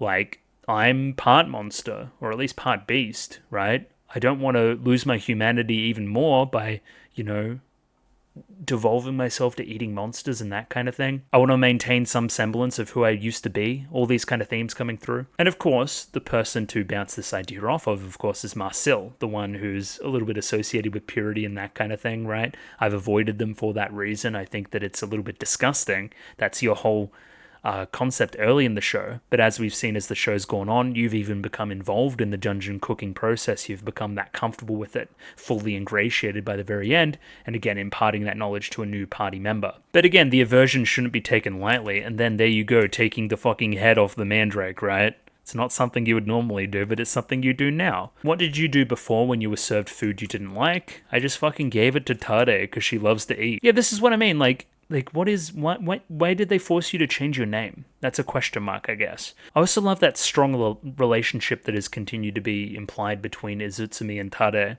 I'd love to see that explored more as we continue. However, Izutsumi is at an impasse. We don't have any more fish. We don't have any more rice. We don't have enough normal food for you to eat tonight. You're going to need to eat monsters or you'll starve. Senshi isn't awake to explain this or make her eat or anything, so Laios tries his best. You need to get used to this quickly. Probably isn't the best tact to convince somebody. And yeah, Laios tries to go with facts and logic here, right? Think about it. Sheep don't turn into grass from eating grass. We don't turn into sheep from eating sheep. We don't get better eyesight for eating eyeballs. That's a stupid way to think how food works. It's just nutrition, and nutrition is more complex than turning into the things we eat. But again, you don't want to listen to that. And then I think the editing here is really weird. Bear with me here, right? What do you call that? It looks like this is a cave. It looks like it's enclosed, right? But you point off to the distance, and we see a sheep.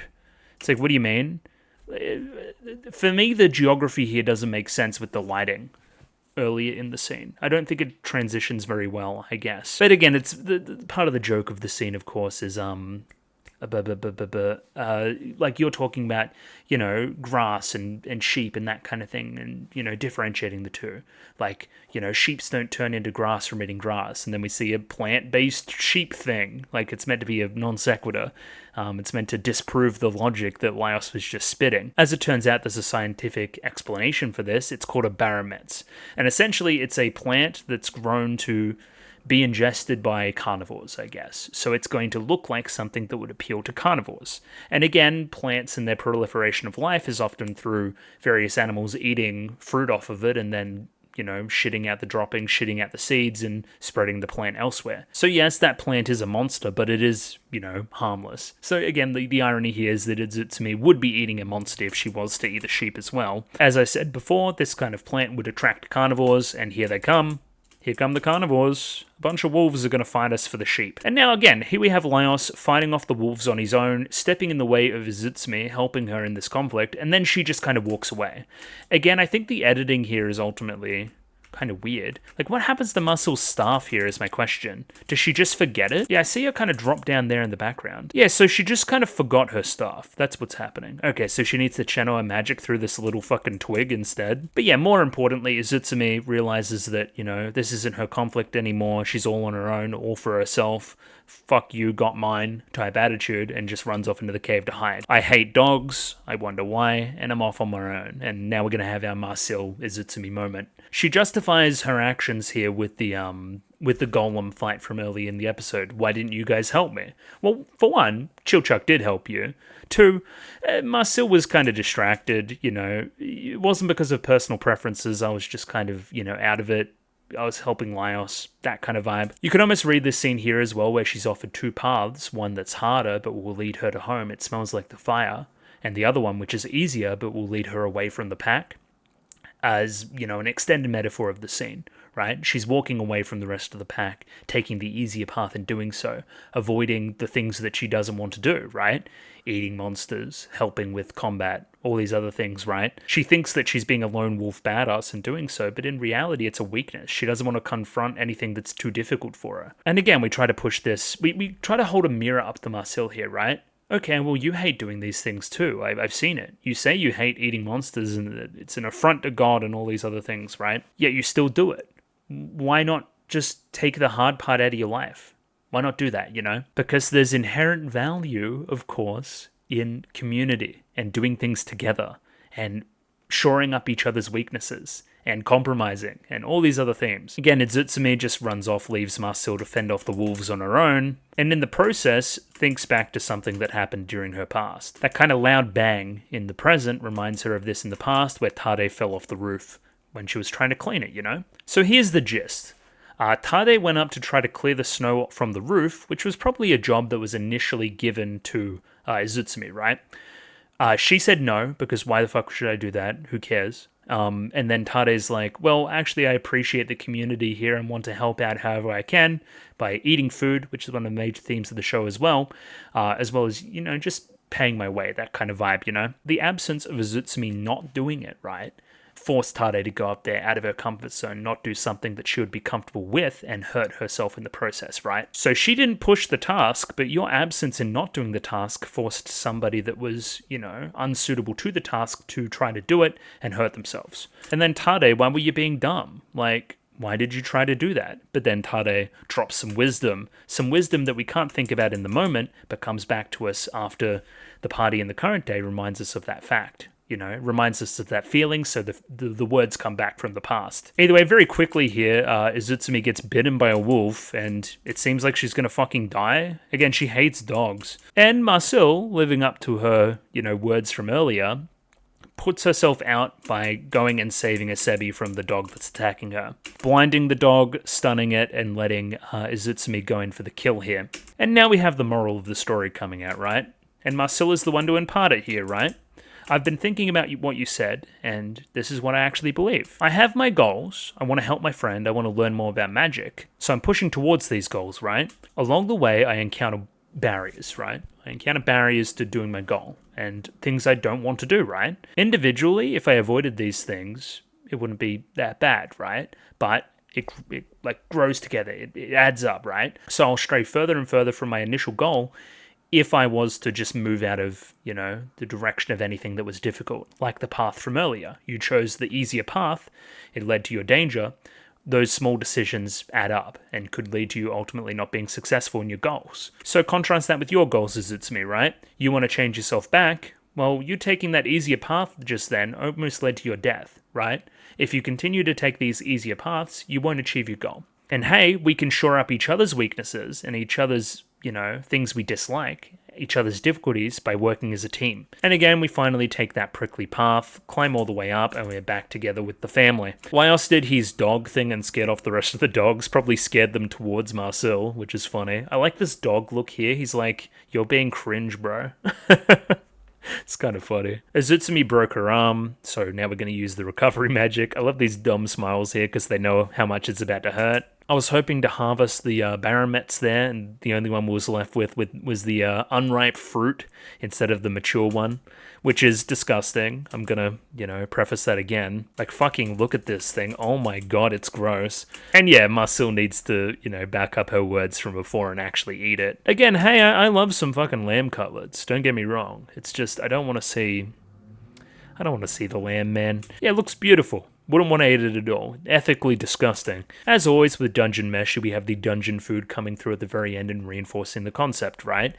This is the difficult path you must take, but it's the one that will ultimately lead you closer to your goal and closer to the rest of the group as a result. So hey, and once you actually try the food, you actually love it. It's like one of the best things you've ever eaten. So things you initially think you dislike, you actually may like as well. But yeah, she loves the food, of course, right? It might look like a sheep, but it tastes like crab. I don't know what the fuck you're talking about. But she loves them. She's eating all the chops there in the background. Come to think of it, upon eating the food and thinking how amazing it tastes, it gets me to think of Tade's words. Maybe the food being the connective tissue there between the two scenes, of course. Hey Tade, why do you do these things? That's pretty dumb. But yeah, I mean, she's doing it to be helpful to everybody. This place is pretty great. I want to pay my way. I want to do my bit. If everybody does their bit, the place will be even better. And this is the most important line, right? Don't lose your way just because something is a little bit bothersome, right? Because sometimes there's snacks as a reward on the other side. And then we go back here and she's eating all the fucking chops. Maybe she was spitting the entire time. Maybe food's pretty good. And yeah, everyone's looking at her. Hey, you're doing great. Lots of smiles. You've been ingratiated into the group, of course. Treating her like a house cat. Little pats on the belly and that kind of thing. But yeah, they got too familiar too quickly. Everybody gets scratched, just like your prototypical house cat. Also, Marcel, you're not getting out of this one. You need to eat this one as well. Stop thinking you're slick. You're not slick. And then yeah, Dungeon Meshi. Oh, Dungeon Meshi. And we close out episode 20. Thoroughly enjoyable. It really feels like we're back on track again. It really feels like, again, I should have just did 19 last week. I don't know why I didn't. I was tired, I guess. But yeah, this show's really good. I'm right back to where I was at the end of episode 17. That's why I said it felt like it was such a long time since I, really sat down and watched the show. Because it kind of was, in a weird way. You can kind of see the back of the microphone there too, which is strange. I don't even know when I touched it. Anyway, I'm rambling. I'm going to close the video now. These were obviously very good episodes, and I love the inclusion of Izutsumi. If I'm talking about K-On! In kind of reference to whatever the hell we're doing, then it's probably a pretty good thing. That's all I'm trying to say. You'll see me next week for 2 more episodes. I'm going to close out here. Thanks for watching this week, and I'll catch you later. Goodbye. Goodbye? I almost fucking failed saying goodbye. How to do that?